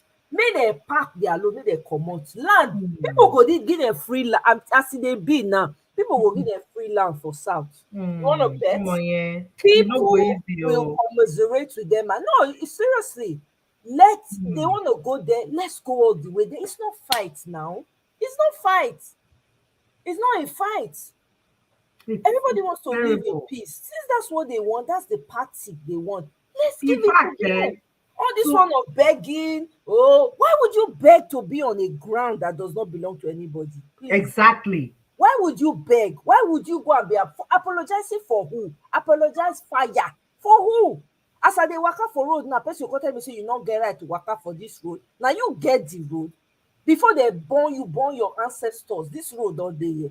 Are you kidding me? In fact, I don't know whether you get that video of that Igbo man. I think the person that is like a president or something for the Association of the People Selling. I saw it on Twitter. The guy said, look, I sat in my office. They said they came to give any notice. I did not get any notice. He said they did not say anything. They didn't even, the hours they claimed they gave us, they did not say anything. Why are you doing this? And then he said, look at these people. What did they do to you? It was so, I was just looking at it and thinking, what is this? And to what you said, I remember back then, between December, maybe say 20th and 1st of January, Lagos be empty, it dry. I say I want time. I'm looking for, I tell my people friends, move your stuff out of Lagos. See me na Lagos, the one hold on to. Leave them with the Lagos. Move your businesses out. It's not going to be easy. I know. I'm not saying it. I know it's easier said than done. But if Siemens can move, and I heard he has built a massive place for businesses where he's moved to, He can create opportunity. I'm telling you, people, these people will get land for next to nothing. Then Kukuma get because we need to develop the South. Enough of discrimination every time. It's annoying. It's freaking disrespectful. Oh my, do you know why they are in Lagos? All of them are in Lagos because of the seaport. If they open the port and they make it useful in other places, it is a natural flow. You will not see people in Lagos. Now, because ports, they Lagos. And you see as businesses the opportunity to renovate that port. Let me tell you, sometimes when something they happen, will they say why? Do you know this is a very brilliant opportunity right now? That port when they look for, this is the time to get it. This is because what excuse will you have now to say no, they can't have a port? What excuse? You are telling them to get out of your land. No problem. Even if you say, okay, maybe you deny it. You say, no, Allah. But let's be managing our. I'm telling you, move your things. Carry your money, go back to your anywhere in the South. Go and set up your business. Create because it is looking like that. People. It is looking like that. I want it to happen because I'm done with this whole every time. All these Yoruba, all these useless, some of these useless Yoruba people, when they don't get nothing. A lot of them don't even understand what is even going on. Pollution everywhere. What is attractive about the Lagos? Nothing is attractive about that Lagos. Polluted air. You can't even sleep at night. You can't. When Muslims they pray, you don't wake up 3 a.m. When Christians start their own, you don't. What's the point? You go that one they won't do. When you want go, if you they walk, you walk. You get to leave your house like 2 hours before. Then as they come back, sleep another 2 hours for road. By the time when you don't reach house, they don't break for the next day. Now, I'm telling you, move yourself and get the heck out of that polluted Lagos. Let them eat it. Let them eat it. If the Edo people come say, okay, we want to drag this tsunami because now we get them originally. If they can't decide, say they won't come do that one, what they want to. Now their worries, now they go say, okay, yeah, but the Edo people were there before their worries. Come and argue. It's crazy. It's so annoying to watch this thing. Really that's why I have no. I say, Igbo brothers and sisters, do not freaking apologize. Move your businesses out of there. It is hard. It is painful. You're going to experience losses. I get it. But it's time for them to put their money where their mouth is. Let's see how well the Lagos will thrive. We know them. We know how they run things. Move your businesses out of there. Go and develop your places. I guarantee you, these people will put their foot in their mouth, come crawling to beg. Oh my goodness. Get reason why God not just make me army or some. I'm telling you, the way the thing they pay me, sometimes when I think I'll go they vex all by myself. Like what the heck? He reached to vex. What sense is this? He reached to vex. If you get any iota, any strand, any shingba for house, he reached to vex. Because it's not necessary. May I come to Mr. Judin for a minute? May not be like say we just abandon her for you. Mr. Judin, welcome. Happy Wednesday. Thank you, my sister, sir. And I well done. Ekabo. Hello, hello. Dupe gan, sir. Well, I've been listening to you guys, and it's a pity what is going on over there, back there at home. It's so sad. It's not only your mother that is really annoyed and embittered about it. Myself, every day I feel so horrible, so bad about what is going on. And at times I question myself, these people, when they do whatever they do, don't they have any symptom of any element of human, human feeling? Nothing like conscience. I mean, it's so sad. For the Igbos in Lagos, I mean, for a long time, not just in Lagos, even in Kano, Kaduna, all over the cities of Nigeria, the Igbos have made all those cities what they are today, except those that want to hide on the truth. For that of Lagos, they don't know what they are doing. They will know by the time the Igbos, it really dawned on them that, wait a minute, I think it's time to leave. And when they do, they're not going, I mean, it's just going to be, the initial pain and initial stress is going to be during the time of movement and everything. And after about a few months, 1 year, 2 years, they would have been settled in their new places in their land and continue to do their businesses.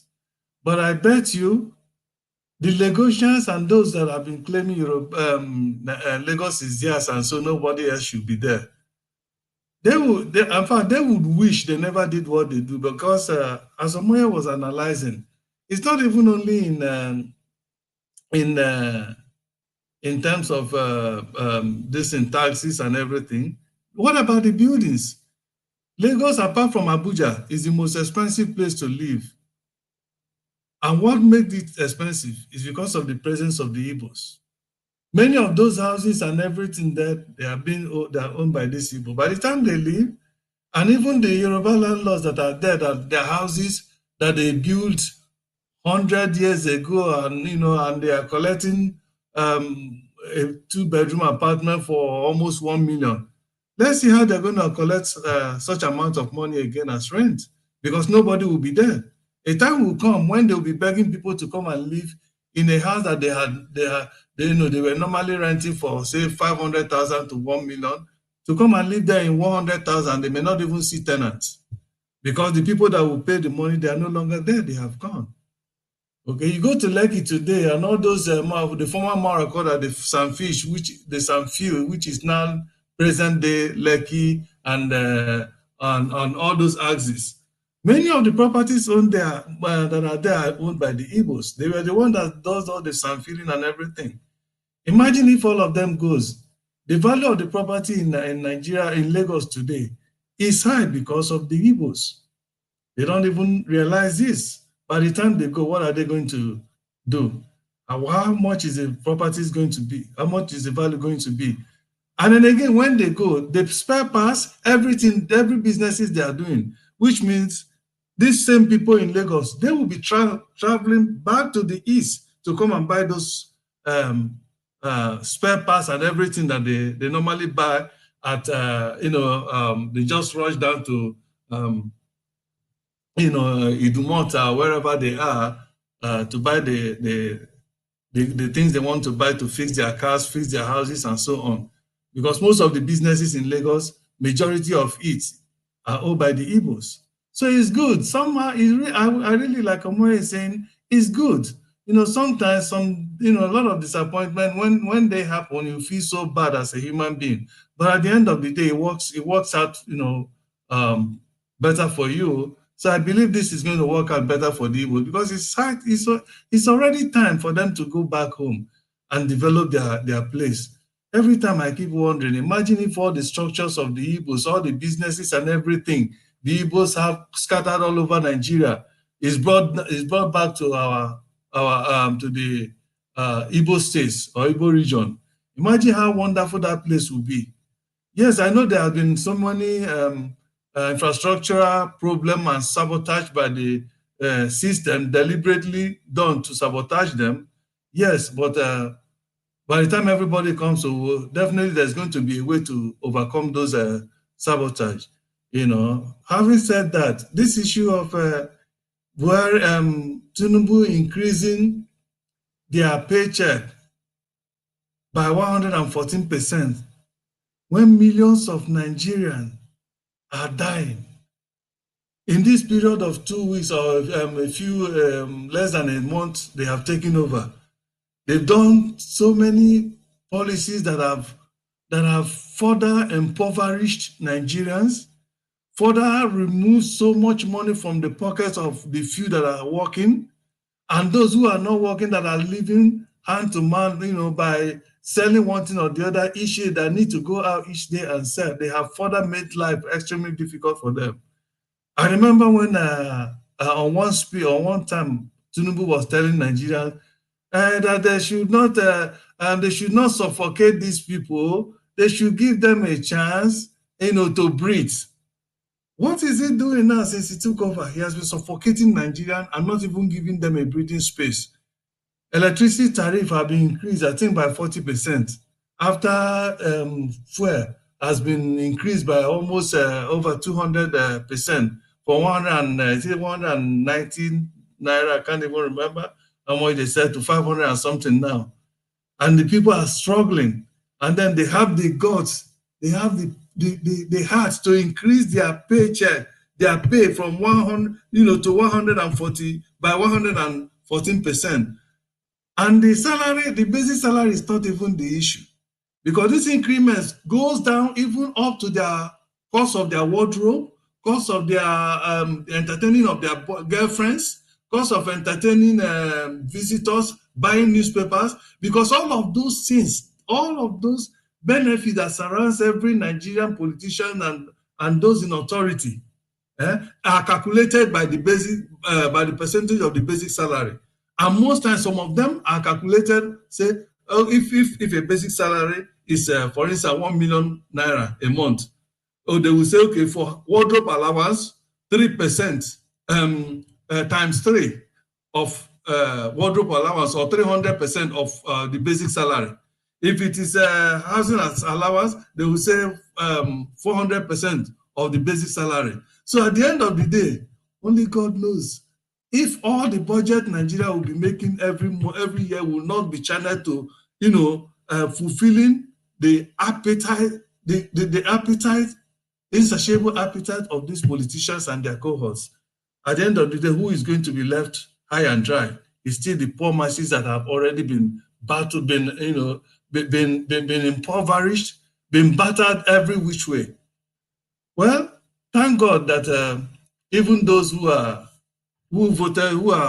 fighting for Agbado, those that voted for him, and those who have pushed him there and who continue to praise him, all of them are still going to collect. All of them are going to, I'm sure the cost of fuel, now I'm sure they didn't give them a special ticket or a special voucher to be buying at a reduced price.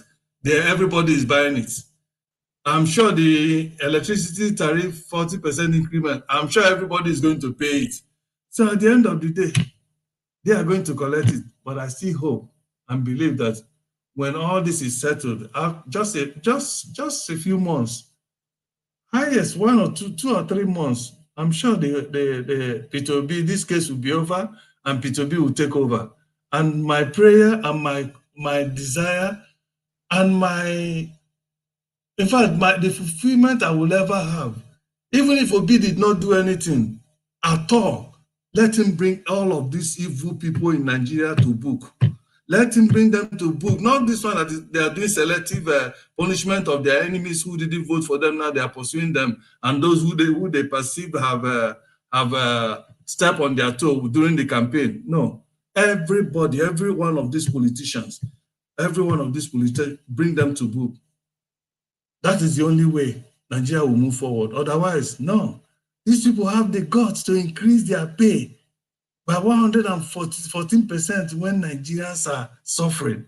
I was expecting them to even say, okay, I want us to suspend our 2 months paycheck. Whatever benefit you are receiving, all those senators, House of Representatives, ministers, whatever they are, I want you people to sacrifice. Now, let us do this sacrifice for the masses. Let us use this money to create something that will cushion the effect of the pain of all these policies. Let it be the sacrifice of we who are the leader. That was what I was expecting them to do. Rather, they are doing the opposite. They want the common man on the street that is already struggling, fighting for how to feed, to eat even once a day, to still sacrifice for them to continue to feed fat. And when people talk that when the nemesis will come upon these people, both them and their family will be held accountable. People say, "Oh no, leave them, leave their family, leave their family. They are not included." But all these things they are stealing from Nigerians, and because of their actions against Nigerians, their children are living fat in wherever they have put them all over the world. And how is it going to be justifiable to punish only their fathers and their mothers, without those children that are the beneficiary, who continue to ask their parents to steal, to give them? and they are living abroad, riding the best car, living in posh houses and riding posh cars. Going to best schools, even graduating and not working, but living in affluence. How can you? I mean, what kind of judgment would that be to leave out those people? Well, I just hope that when Obi takes over, I mean, this is just what he's going to do, what he should do. Because without raining judgment upon Nigeria, without bringing these people to book, I don't know how he's going to rule. Definitely, they're going to sabotage him in every which way, because all their men, all their people are already there in every offices, be it ordinary local government council, in any local government headquarters. Many of them are the same people, the same old people. You go to a local government, you want to obtain anything, they will ask you from one table to another. You giving them bribe. Is that how a country will move forward? No, all those things need to be sanitized from the top down to the grassroots. And it's not difficult. These things are not difficult. It's just somebody that has the willpower to do that will not fear. And it's only somebody whose hands are clean, because he that must go to the house of equity must come with a clean hand. Somebody like Obi and that who I believe, they have not so far soiled their hands in corruption. I believe they'll be able to fight it. And I pray, my prayer is that God will grant them that willpower, the strength to go all out and do this. If they can do this for Nigeria, that would be wonderful. So that anybody that will take over from them when they are done, after their 8 years, that person will not be struggling to fight corruption again, but will now begin to lay on the foundation that has been already laid by them. And before you know it, after another 8 years, trust me, Nigeria will be where all of us have been desire it to be. Otherwise, nothing is going to happen. These people are thieves. For anybody, I keep telling them, there's nobody, you can't give what you don't have. You can't steal to go into a position. You can't steal, not only going into that position, but even stealing the position. And people expect you to come and do good. No, it's not possible. You can't just go there and change all of a sudden and begin to do good. No, because it's not, for Tinubu, it's not in his capacity, it's not in him. He just can't. Even if he may desire to do it, he just can't do good, because his life is built with corruption, with evil, with wickedness, with impunity. There's no way it's going to be possible. It's just, you can't give what you don't have. Oga Judah, concerning what you just said, right? As you were speaking, I was listening, and I remember the places like Festac. Festac increased in size and in numbers of people because when they pushed out a lot of the people from Morocco, they needed a place. They went to Festac, yeah. They went to Festac. They went to the areas in Diojok and where the military barracks. Ojok Cantonment. Yes, They bought over land. They started building them. Okota developed because of that, of course. All those places down, they grew in size and immediately they grew. Infrastructure, everything developed because of the people that they sent away. When they pushed them out of Morocco, all of a sudden they brought in all that money, and you guys, okay, you've gotten what you wanted. Now it is now time to I'm just wondering, where are they pushing them to? Are they pushing them towards Badagry? No, the point is that I hope they won't be stupid enough to begin to look for somewhere again to resettle. They should go back home. And do you know, in Anambra, I don't know if any of you have seen that structure. Do you know there is a massive market structure they built in Anambra? I don't even know how many years ago. This place is unoccupied. It's even better than Alaba. Have beautiful shop that can accommodate anybody. Let them move back there. The shop is already there. It has been built. Very beautiful place. I don't know how many hundreds of acres, in that place. The day I watched this thing, I think it was 2 years ago, I watched it on the video. I said, Jesus Christ. Somebody was showing it. I said, you mean they have this kind of structure and many Igbos are there squeezing themselves in Lagos? And so many other places now that is being developed in the East that the people are developing and begging their people to come back home. Let them go back home. Because it doesn't even make any sense. They are agitating for Biafra, and yet we are all scattered and continue to develop other places. Let them go back home. But perhaps this is another way God wants to intervene in the situation of the Igbos in Nigeria. No, but my brother, you know the reason why the Igbos. I you see, the only problem I see with this thing here, the only problem I see with it is our Igbo brothers are not the kind of people that you push and shove them and they just easily agree. They will want to fight back. And they will want to fight back, which is rightly so, because no Igbo man says that, okay, now you get a mayor contact. No, you have to prove to the person why you want to come and collect that. For me, the only reason why my Igbo brothers are in Lagos is because of a papa. That is it. Now, you know, they deliberately destroyed the eastern part. Period. He says it was a deliberate sabotage to put out of their the reason land. why they're there. Because I remember when that is just the only reason. I remember when the international airport in Port Harcourt was not doing very well. It wasn't like fancy or anything. The minute they tushed it up, the number of people going through Lagos increased. It reduced because people were now going through Port Harcourt. Reduced. I mean, yeah. And then when they now tushed up Abuja, the number also decreased in Lagos. So yes, because some people now started using Abuja. Yes, people started using Abuja. So by the time, you know, and I think the government knows that this is the place that is holding everybody here. You know, let's close up every other avenues and let's not develop every other avenue so that people do not go there. It was a deliberate attempt, and the government don't know that it shot itself. It's been shooting itself on the foot by all those economic sabotage of the Igbos. But now, if in Igbo land they could have at least one international standard airport and seaport, just these two things only. Put it in Igbo land. It doesn't matter any state, but let it be in Igbo land. Trust me. I'm sure before 5 years, any Igbo land will be comparable to any place in the world.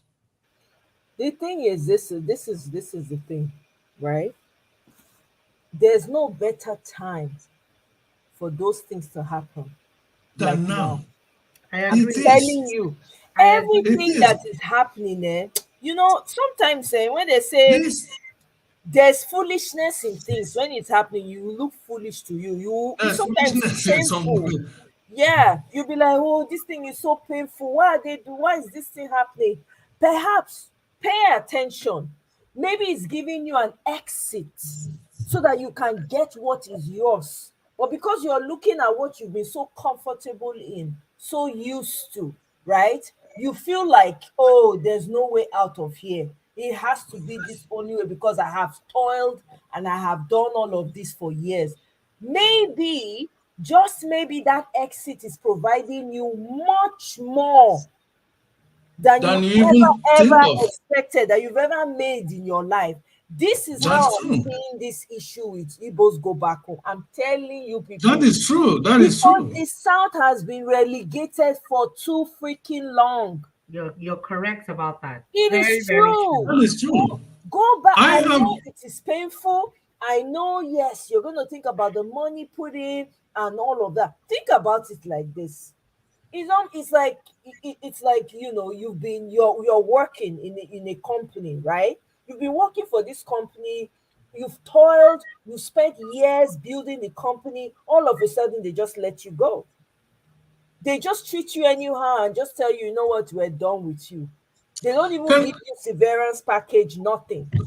And then while you're busy mourning that, you have this creativity inside of you that you've not tapped into.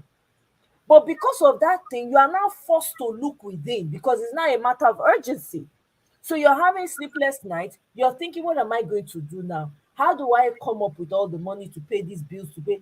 That's when that idea starts to blossom. You see that idea when you throw away, put for one corner and say, I beg, I don't have time. You go come fresh for your mind again. Then you come say, you know what, it might start with this one. May I just manage, they go. From there, small money go dey enter. You no go fit dey meet your bill on time, of course. There'll be times when you have to maybe write a letter or pay the minimum, whatever the case is. But eventually, that business will continue to dey thrive as long as you stick with it. Before you know it, that same small thing when you get for your hand go turn to conglomerate. This is how I see this issue with Igbos go back home. And it's time for the South to rise. Forget that thing. Let them leave that. That Lagos is smelly. What is there in Tori? And there is not, honestly, there's nothing fancy for there in It's like Lagos. Sodom and Gomorrah. All kinds of immorality is happening in this place. What do you want? There is nothing fancy for there. I mean, is it? No, that is true. Is he spending 5 to 6 hours every day going to work? I'm telling you, open gutters. Going to work and coming back? Is that something to be happy about? Mosquitoes go, they do this thing. I be mosquito. Of your house. I beg. Stagnant waters all over the places. They even throw shit and all kind of. My brother, when rain falls, the place gutters, so smelling gutters everywhere. Because they have built houses on top of all the drainage. You don't all the drainages, houses and stores. Houses and stores and shops on top of drainages. Just to collect money. Exactly. The thing is this. Look at the Jews. When you move to the south, you go start to they say, okay, make we build our, make we think, say I want to gather money contribution, make we fix this seaport, make we they manage this one now. As they make money, we go they put money aside to continue to they develop the seaport. Okay, make we get major. Some eastern states have airports. We modify the thing, find a way to be doing international travel from there. You don't have to go to no Lagos or no Abuja. This is what this is creativity. Since they have they have created a problem so that you can fix your Enugu already is an international airport. Yeah, Benin Airport they there. Enugu Airport they there. Which other place get airport? Fix it, put money together, come together. Enugu, is it Enugu? Oka Airport. You understand? Because at the end of the day, honestly, they are driving you because you are bigger than where you are right now. You are too big for that place, that stinking place with pollution everywhere. Traffic, you're driving 4 hours, you never reach where you they go. Honestly, the day when we didn't do. Can I tell you guys what has been happening? Some of the things that have been happening in Lagos until now. Let me tell you, the system that has been operating in Lagos between the Lagos politicians, Yoruba politicians, and the Igbos who are living there is this. Many of these places, the Igbo owns properties and businesses. Every now and again, they will find one thing and say, you know what? Do you build this land?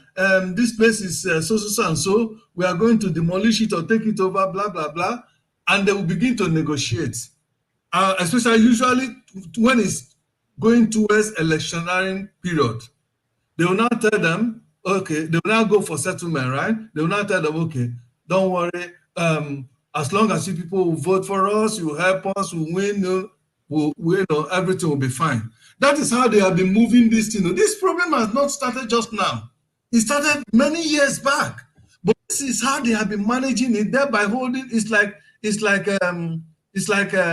blackmailing, using all those to blackmail or to hold the Igbos at ransom, so that they continue to support their political ambition. Just for the first time now, that an Igbo man or the Igbo man in Lagos refuse to support their political ambition, not because they don't want to, but because they saw a credible candidate who is not coming to deliver the Igbo man, but somebody that is coming to work for Nigerians, so that everybody in Nigeria will have a sense of belonging, so that Nigeria will feel proud that he came from a country where things work. Thank you, Mr. Judy. That is just it. Let me give Bibi time because she has to go. Bibi, give us your. Thank you guys for my people. They say Yoruba Ronu. Nigerians can Ronu. This is not for Yoruba alone. This Ronuing, this thinking is for everybody. It's for everybody. Wherever your base is right now, don't feel too comfortable, because it's just a matter of time. The tables will turn. And when that table turns, we will go back. a few years ago, the Ghanaian president did something very, very wise. I knew about the ins and outs of it because of one or two people that I knew. And it was supposed to be just be a game. But today, it is being milked very well by them. You have a lot of people Black Americans going to Ghana, claiming Ghana. And in one day, we saw how a lot of people were all given citizenship. That was a very wise move. It wasn't because the man loved them too much. He saw the potential economy. As we speak, Steve Harvey is building a studio in Ghana if he hasn't finished. And we have seen over time how the numbers has been going there. If we had a vice president, Nigeria is way more popular than Ghana. That would have been our bread and butter. But our insecurity is what kept everybody at a distance. So we have another opportunity now. If you know how to pray, go and pray. Whatever you think you can do, if you can do hashtags, if you can get into spaces, whatever you think you can do to sensitize the minds of the judiciary. Because there is still so much. I believe in it, and I only believe in it because every human has a conscience. When all the chips are down and the curtain is closed and you sit in your quiet space, it is between you and whoever you believe in. Your conscience will tick. The time will tick. You will think of what your day was like. You will think of your future. They will think of their children. So they all have a conscience. Forget what everybody must be saying about them. In their quiet space, that quiet space can be inside the toilets when they're not only then day. That quiet space can be in the bathroom where they are taking a bath. That quiet space can be when they are being taken to work and they are driving and sitting down. But at some point in a time, in a day, we have 60 minutes in 1 hour. Even if it is 1 second, the conscience bites at them to do the right thing.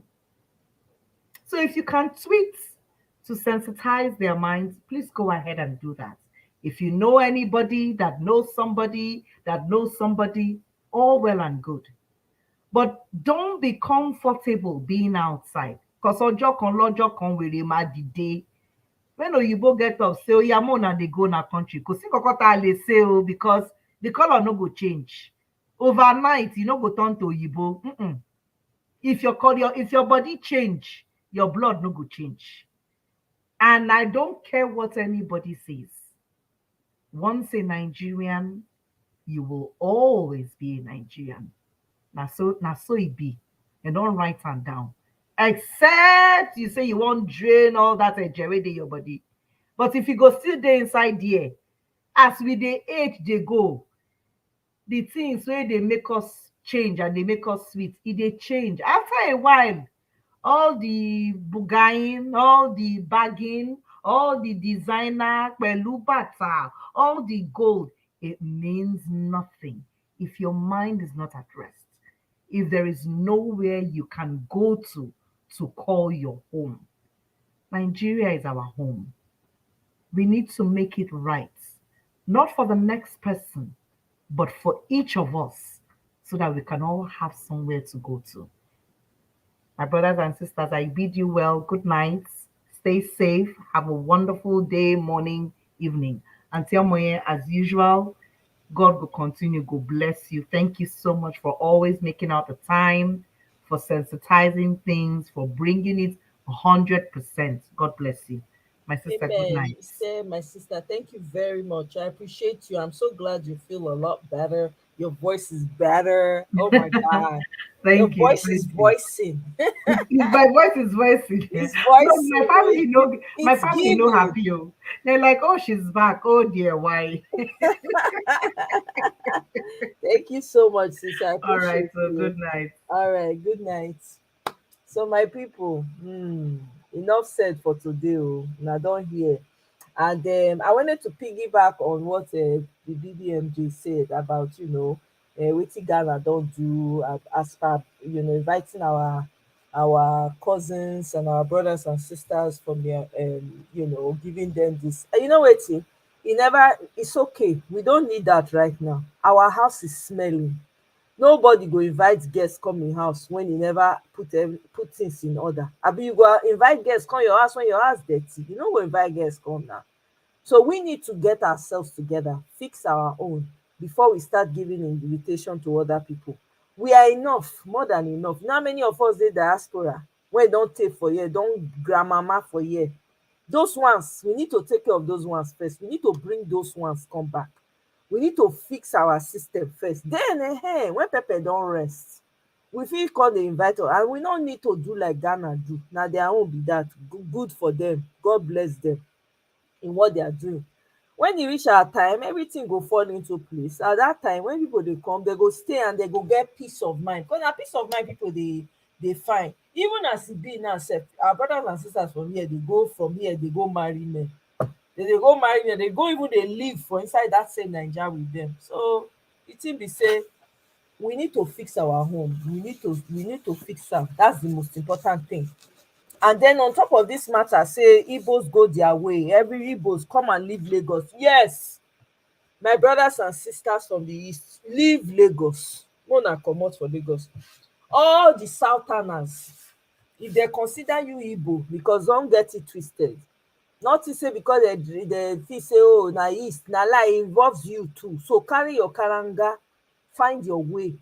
Find your way back to where you come from. Go and develop, go and be selling in your place. Go and create opportunities for your people. They say charity begins from home. Go and start that. There's no better time for us to get everything we need right now. That's just the truth. What this is telling you is reminding you, is holding a mirror to your face. What are you lacking? What are you lacking in your land? Go and fix it. Your land needs fixing. This is what this is telling us. Your land needs fixing. So pack your bag and baggage. Oh yeah, go there. Go and start from scratch. You will gain more in your land than you will in another person's land. Because you see what happened. People when they drive now, drive people come out now. They're the same color. Like they be the same color, man. The same color. Okay? Naim. So e better make you go fix your own. All the opportunities, all the river, whatever. And Kene made a comment about governor, whatever. This is why you have to be very vigilant about the people you vote into office.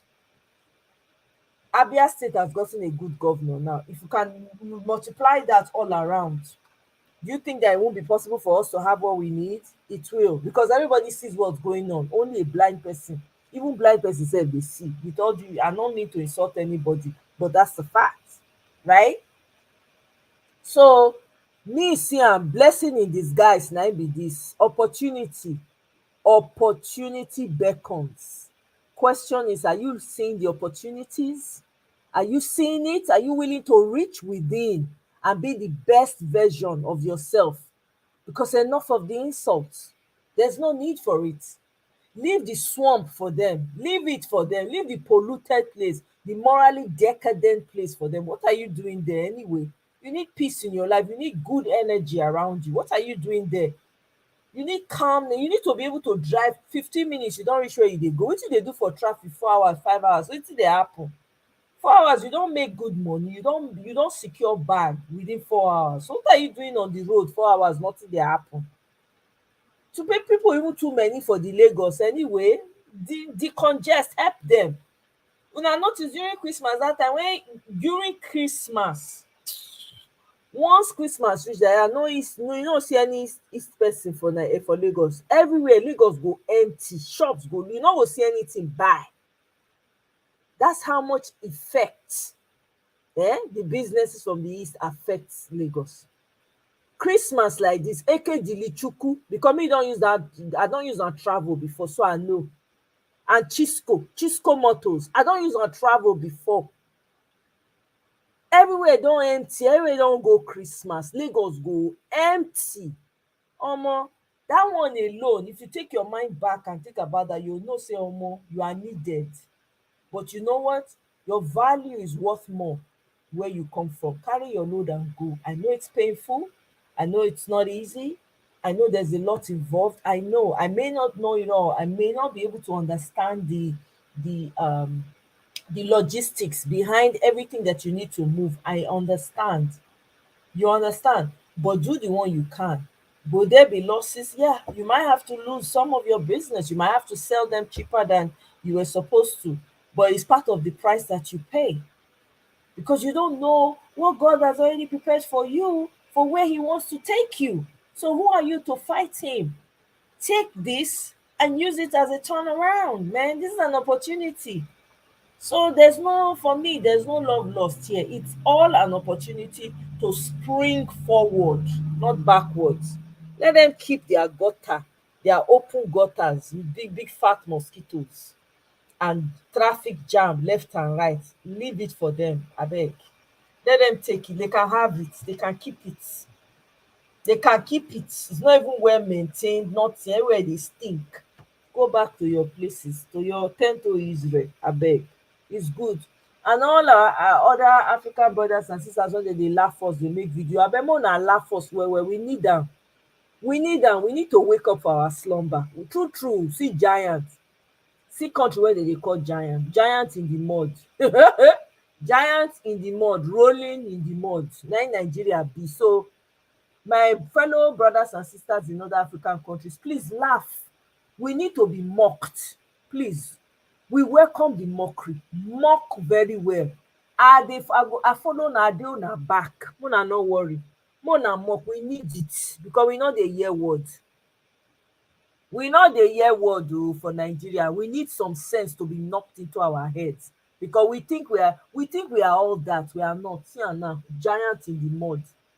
Giant. Who be giant of Africa now? Abeg, make una no dey mention Nigeria again o. Biko, make una no dey mention. Make una mock us well, well. We need to be mocked. In fact, if you see Nigerians, if they come your comment section, abuse dem join. I support, because we need to get sense. Kene say not sure Ekene and Chisco still there. It might not. It's true. They might not. So they are no longer there. I take those buses. So those that time they serve jollof rice and fried meat or chicken. Hi man, you come. They get coach. They get different levels to the bus. Oh my God, AC everything. Oh my goodness. I'll carry book that time, enter. I'll just dey read as I dey go. That was then back in the days, man, when transportation was transportation. Jollof rice and then this thing, they'll come give you Coke, Fanta, Sprite. Oh my God. You get one time they call they serve Chapman join. And no, not Chapman. When they sell Chapman, they call they sell Capri Sun. For those who like Capri Sun. Oh, memories. I'm telling you, Chisco, jollof rice. I used to take it from Abuja then, sometimes to Lagos too. I take it from Lagos to Abuja or Abuja to Lagos. Chisco Motors. Na Sienna they do.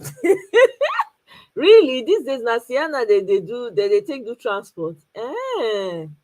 Wow. So all those are massive buses, dey again. Man, that Chisco hammer. Everybody na Chisco, na dem dey take. I know when Chisco not come dey go. Chisco, and then there was Bendel line. Edo now became Edo line. I used to take Edo line too. Of course, when I'm going home, I take Edo line. They had their own station as well. You go and book with them, and and travel with them. So it's either if Edo, and I think Edo line had a set time that they leave. Once you miss that time, I think they had like time, if it's not 6 o'clock, you have to be there by 8 or 9 or something like, or 7 or something like that, right? So if you miss them, I think the latest bus now, I can't remember then. Whether the latest bus they take off around 4 or 5 or something like that, because they discourage traveling at night. So if you miss at that time, because Chisco na late night bus. Anywhere, anytime you want to get Chisco is available. Oh my God. So if you miss Edo line, you go to Chisco. Max 1 hour. Chisco bus don't full. They are ready to go. Oh, you can't go choose the coach side, the comfortable chair where those chairs you can't serve you jollof. Oh no. Oh, you have made me to remember now, Kene, why you do this to me. Queen, you don't laugh, tire. I'm glad I made you laugh. Queen, oh, thank you for joining us. Oh, good night. Thank you. You don't laugh, tire. You entered Chisco from Abuja because you couldn't catch a Kene 630. Chisco was, man, that must have been business. As one bus dey full, another bus dey pull up. As one dey full, another one dey, like they were traveling, e be like 30 minutes. Every 30 minutes, bus just dey full, and na so people dey pack come. As one dey full, another one dey full. I mean, Chisco was the go-to because Edo line go don close down by then because they need to go report for their office for Benin. Oh my God. So if you miss that one, forget. So Chisco was the way. So it got to a point where I wasn't even bothering with Edo line again. I would just enter Chisco, take Chisco straight up. Take the midnight, I take the night bus that time. 'Cause I like the night bus. But before you know it, dey happen, you don't reach where you dey go. You sleep, And I think they used to have a security person, that used to travel with us then. I remember having a security, like not a uniform person. They dress like uniform, but a paid security person where they protect that time. But we never ever had any issues. So it was memories, man. I just remember those were the days. It used to be fun, though. Ah, God. Anyway, it's been real. If we enter house. But my people, let's keep talking. Don't be quiet. Na only one country we get. Una not quiet. That's what they are waiting for. They are banking on when this whole thing will die down so that they can begin to unleash. The only reason why they are not unleashing straight away is because bumper to bumper, now we dey give them. Nobody's backing down.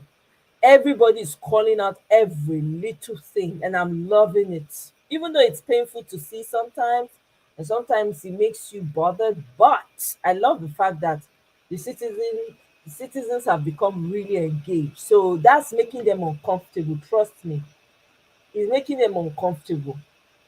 So they're doing everything they can to kind of win the people. It's not working. So that's why they're like, okay, you know what? It's not the work. Let's just do what we gotta do.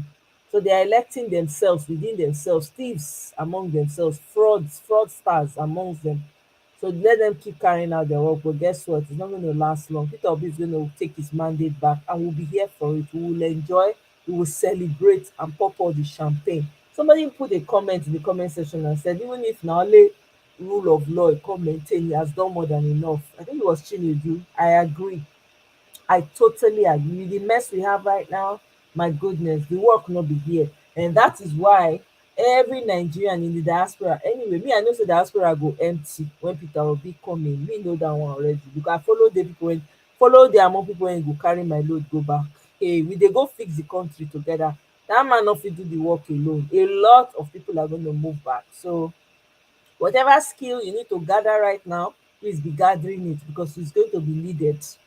They say they always have security person in the bus. I remember that time they used to have security person in the bus, but it was fun though. Sometimes you enter Chisco bus, people go they sing. They sing some Igbo songs like that I came to know. Hey, they go they sing, and they go come they clap one kind clap, and the clap go they sweet inside the bus. No, Chisco bus was the boss, man. Forget that thing. No, I used to enjoy it. Christopher, you remember too? Hey, Chisco for people here. Raise your hand if you have entered Chisco bus.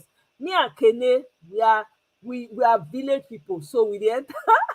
Christopher don't join now. Yeah, confess. If you've ever entered Chisco, and Chisco is not for small children, no. Chisco na better money you take dey enter. So you have to be a big boy, big girl to enter Chisco. Hey, forget that thing, man. So I'm very proud of my Chisco days where people were taking flight almost. And you guys remember that time for flight, if you're a student, they used to have rebate for students. They used to have rebate I forget which airline was it that time. They used to give rebate for students. So that they go Abuja that time, if I had to catch a flight, now student rebate and they use safe fly. Oh my God. My God. Oh my God. Mm, mm, mm. Eh? It cannot work. No principle, nothing can work in Nigeria right now. You can't build anything on corruption. You can't build anything on what it is that we have right now. It's a waste of time. You can't. Everything that they are building will collapse like a pack of cards because it's all built on lies. That foundation is not solid. It's shaky. The foundation is they themselves know it's shaky. So that's why they keep hiring thieves amongst themselves. That's why. And cult members, all of them, the same cult people, that they rotate. You understand? So you can't build anything, nothing, no structure, no system, nothing they try to do. Fix the electricity, do subsidy, not do subsidy, whatever it is, it's all going to be built on foundation of lies. The thing will crumble, and as we see already, it's already crumbling. So the man is just bench warming. Whatever it is, and I know somebody expressed a concern that, oh, he's gonna have to deal with all these people, all these people that they've elected into office and all of that. Truth is, once the head is good and he knows what he's doing, those people will be forced to act right. That's just the truth. We need a good leader. Once a good leader comes in, it don't matter how corrupt the others are. If the leader not thief, how you want a thief am? When you know there'll be consequences, and it's going to bring about consequences, there's no way everybody will act. They will sit up. Maybe they will come go dey comot for court. Maybe that's where their problem will now be, because when they will now try to leave, they'll say leave to where? Okay, you already swore something, so if you leave, that means only 2 days now remain, you will comot for this world. That will be their problem, not ours, right? So now that one. Beyond Sky, welcome. Beyond the Sky, I can't believe these people were this greedy to increase their salaries when Nigerians are suffering. I've not heard much about it in the news. Why the journalists? The journalists have corn in their pocket. Na only Rufai dey talk true. Rufai and Ese. Na dem dey talk true. Only Rufai, really. Na only Rufai. Rufai stands out of all of them. How many Rufai want to talk? Oh, my brother or sister, Beyond the Sky. How many? Na only he one human being. Na how many he wan talk? So yeah.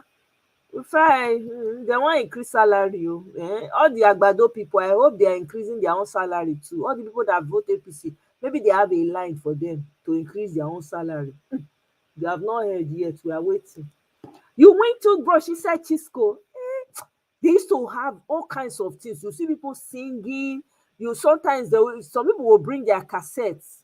This disco music there, 90s music and all that, right? They'll come give am to the bus driver, may play. Hey, come and see, get down in the bus. When person you come sit down, you come get up, you come dey, oh no, forget. Chisco was it, man. I thoroughly enjoyed that. Yeah. I read the Bible verse for the hustler in the bus.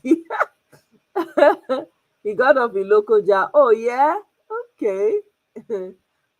Hey, now wow. It has all been bought. Christopher, na bye be that. Okay now. It's now 8 million a month. Can you imagine? Wetin they do? As shebi im family say they don't need the money for Nigeria. So wetin they take the 8 million do? The man supposed to dey na only 10,000 naira supposed to dey collect. Wetin they take the money do? Shebi they say they don't need the Nigeria money. So wetin they take that money do? Àwọn olè jati. Anyway, my people, it's been real. Thank you very much. I have laughed, I have cried, I have shouted, all of us. We've gone through all the emotions together. But I appreciate you all. I go see you again. I don't know when, Sha. I never know. But we'll go continue. We'll keep our eyes peeled to the ground. We'll keep following these people bumper to bumper. No giving up, no retreat, no surrender. Now we go, they give them headache, back to back headache. We must be calling them out. No matter how ugly it is, no matter how difficult it is to hear, we have to keep calling and shouting from the top of our lungs, Yeah, exactly. Yep, exactly. They don't need, exactly. She said they don't need, we don't need Nigeria money. Yeah, we have money. God has blessed my family. Which you call they take the 8 million do? 10,000 naira na supposed to dey collect. 10,000. Wetin be minimum wage? 30,000. Na im suppose to dey collect. Since he doesn't need it, he has already stolen the whole of Lagos State. Wetin dey collect 8 million for? What does he need it for? Àwọn olè, liar, pant on fire na im dem be. Anyway, nothing good can come from a corrupt people. Nothing good. Foundation is porous. Foundation is like quicksand. Anything wey dem build na so e dey enter the sand. E no dey stand. Everything fizzle. They are only there temporarily. Make dem dey there as for the time being. And then see now there are people, I don't know if you're on Twitter, or there are people calling them out too. And there's some people on social media on different platforms that are, and everybody's hands need to be on deck. You understand? If you feel like there's not enough, you can start your own and just start to call them out whichever way you want. So everybody needs to use their social media platforms to call these people out. We can't wait for anybody. Everybody hand need to dey here. We're all fighting for one thing. Na true Kene. They're not the wear. I'm sure say they're not the wear. Maybe it's part of the ritual. Maybe they're not wear. Oh, useless people. I want jati. All these people, they not go. Their name will be wiped off. They're not going to remember them. Anybody when they write history about them, it will be erased. Their names will not be recognized. Their name will be like quicksand. As it take come, so it go. It go fizzle out. Yeah, he wrote on Air Nigeria. I saw that. I didn't, it was a long article. I didn't want to bring it here. I saw that. Then God bless David today. Honestly, God will bless that boy, bless his generation. That guy has made a mark. He's living his purpose, man. Damn, I respect that young man. That guy is doing so much. All the journalists combined together for Nigeria right now, they cannot stand where David stands. They're small for where this guy did. To tell you, say this life, not be by age, oh. Not be by age. Don't get it twisted. It's not by age. It's not by age. Hey, recognize your purpose and follow through. Look at this young man. For the sake of the people, he's doing millions of people a favor. Millions of people. I saw it. Kenny, I saw the story. I wanted to bring it here, but it was long. I was like, nah, I don't want to. Maybe next time I'll bring it up so we can read it together. But the guy is he's doing amazing work. I have to give shout out to everyone that's on this, that's consistently out there, putting out content and sharing and not giving up. Honestly, you guys are the real heroes. You're the real McCoys. Especially the spaces on Twitter, man, I have to doff my hat to everyone involved in that. David Uday, all of them. There's so many of them, I can't list all of them. I visit their pages once in a, to check out what's going on, to get updates and all of that. And even on, I know some YouTube channels were shut down, like Aisha's YouTube channel. For whatever reason, I don't know why they shut that girl's YouTube channel down. I really don't get it. This girl was just sharing information on people, and they've just shut it down for so long. I just said, Agbado people go do something. Maybe they go. I don't know, but I mean, she was one person that was consistent as well. In spite of the fact that she's busy, she always finds the time. I respect people like that, man. So everyone has a role to play. This work is not for one person. It's not for two people. It's for all Nigerians. So wherever you can, wherever you find yourself, if you're on Twitter, use your hashtags. If you're on Facebook, the same thing. Just put out whatever you can. Do not give up. Don't relent, because these people are banking on the fact that if they throw candy, if they throw enough candy, Nigerians will be quiet. But they don't say omo. Like this generation where they deal with omo. Now another thing, no, they're not they back down, no, they are not backing down. Oh yeah, I don't know about this Jude Bella. There's so many on social media. You can't. I mean, that's why I was surprised when this person said there's not enough. Ernestina, there are plenty. Oh, at least I've seen some, maybe because I'm rolling out the same content, so it's easy for me to find. There are a lot of people on the YouTube that are consistently giving news bumper to bumper. Some even bring update from the courts. They'll bring update from the court. There's so many of them. I've seen a few, you know. So everybody, as long as you're a Nigerian, you gotta keep fighting. This is the only time we've got. Only time. Do not give up. Don't relent. We're almost there. You gotta keep going. It's Peter Obi or nothing. Forget what they tell you. It is him or nothing. We already see the sham. See wetin dey happen. Eh? Bill Gates wey dey drive with broom for America, e don go Nigeria. Wetin you wan go find for there? People need to torchlight that man. In coming in and going out, everybody need to dey bumper to bumper following, because that man no get any good in ten tion nowhere. Anywhere e go, dem dey drive am. Abeg o, e no go succeed for Nigeria o. So those wey know, make dem dey follow am o. Anyway, I trust my Nigerian people. Dey kukuma know, because Nigerians dey put their ear for ground well well. So anyway, my people, I don talk reach. Kene no post any comment again o, abeg. I want to go. May I leave you? E don reach time for your side. E don late well well na.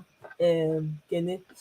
All right, guys, it's been real. Jo, my sis of life, thank you very much for stopping by. Ernestina, thank you. Nelly, thank you. BBMJ, love you, sis.